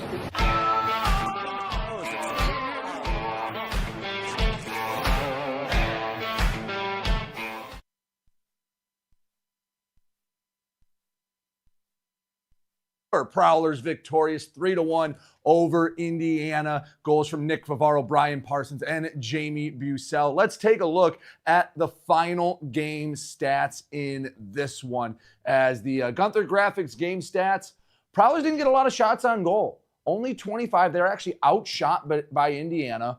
But Reed Cooper, again, is making a case that there might be goaltenders that are at the same dinner table as him, but he's second to none when he's at his best. I'm telling you, especially in a 3-game playoff format, coaches are going to be worried that a guy like Cooper can steal a game or, if the Prowlers aren't playing their best, can keep them up. Now, it's scary to thought if the Prowlers are playing well and Cooper standing on his head, it's going to be tough for anyone, including the 2-time defending champs, to get by them. Reed Cooper is another strong performance, 24-25 saves tonight to follow up Bailey Huber's shutout. Let's take a look at what's going on around the FPHL in our out-of-town scoreboard, brought to you by Love After Hours Boutique and Boudoir. As you see the list, Watertown knocks off Twin City 3-2. How about Danbury? They got 2 big points. They beat Binghamton in New York. That's a big win for Danbury because their playoff hopes are slowly fading. So them getting 2 points is going to loom large. And against the team that, if they were in, almost certainly would be their first round opponent, that's a very nice win for the Hat Tricks. And while everything else is coming up, Prowlers. PD stomps Blue Ridge 4-0, and the Scarecrows are in free fall. After losing 3 straight to Port Huron, they've now dropped 2 to Baton Rouge, who someone that sits in the studio was saying, oh, they've got a soft schedule coming up, and cutscene, Baton Rouge took that personally and are taking it to Topeka. And between them and Blue Ridge, it's almost as if the Prowlers can wrap up maybe this playoff race a little sooner than we once thought, the way things are going. The Prowlers are going to keep surging, and Blue Ridge and Topeka are going to slow down. Well, there's kind of a gap is forming where before last weekend you looked at it with Topeka and Port Huron, and I'll be honest, hand up, I was a little nervous with 3 in Topeka, get 8 out of 9 points, already have 6 points this weekend. Port Huron's doing everything you could ask coming into crunch time. A high-scoring affair as the River Dragons found the end zone and Biloxi could only kick a field goal. 7-3, Columbus gets that win. And, of course, the Port Huron Prowlers knocked off Indiana 3-1. And when you look at why these results are so important, it's because, again, two home games is crucial, especially in the first round. Hey, a 3-game playoff set lends itself to chaos. In theory, that a lot of upsets should happen. Now, it's worth noting that since the FPHL has gone to divisions in the Empire and Continental, the division winners have won the FPHL, the Commissioner's Cup, every single year. But I think the gap between the top and the bottom, you look at the Fed 5 to 10 years ago and you look at it now, parity is growing. And I know I'm saying that with the first time we ever had back-to-back champs the last 2 years, but I'm telling you, as someone that's been around this league for about a decade now, the difference between the top and then the ones chasing is not as great as it once was. We'll take a break. When we come back, Will Wiggleman was able to talk to our Gunther Graphics player of the game and associate head coach, Chris Paulin. You'll hear all that and more when we return on the PHP Network. Welcome to the new era of Prowlers hockey. New owner, new store, new horn, fire, projectors on the ice. Yeah, this isn't your dad's McMorrin experience. This is Prowlers hockey. Get your tickets for the show now at phprowlers.com/tickets. Keep up with your Prowlers all season long on social media. Follow us on Facebook at the Port Huron Prowlers, Instagram at PH Prowlers, and Twitter at PH Prowlers. And you can find more information on our website, phprowlers.com. We're on Prowlers hockey, presented by Proper Television. Shot.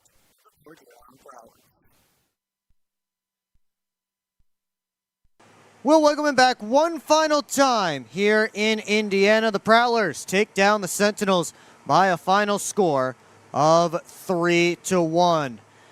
It was a good game for Port Huron, a lot tighter than last night, but their goaltending loomed large for the second straight game, and they got some offense from their blue line. Nick Favaro and Brian Parsons scored goals for the Prowlers tonight. Parsons with the game winner, and he was our Gunther Graphics player of the game. I got a chance to chat with him just a few moments ago.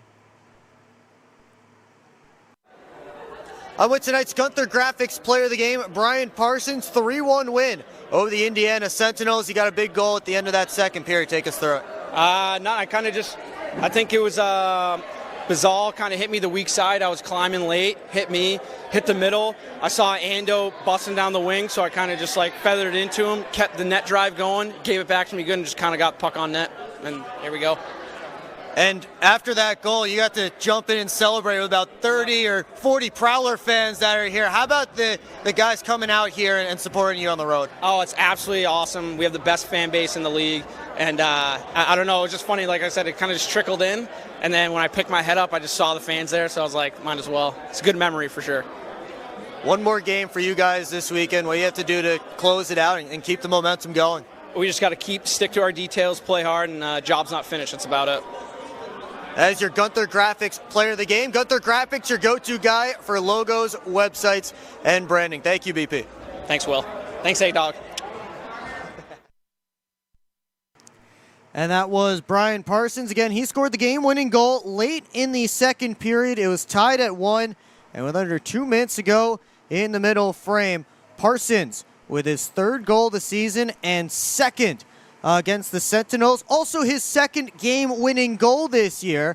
And that game-winning goal was not from center ice, unlike his other one that came against the Watertown Wolves. I, of course, also spoke with Prowlers Associate Head Coach Chris Paulin.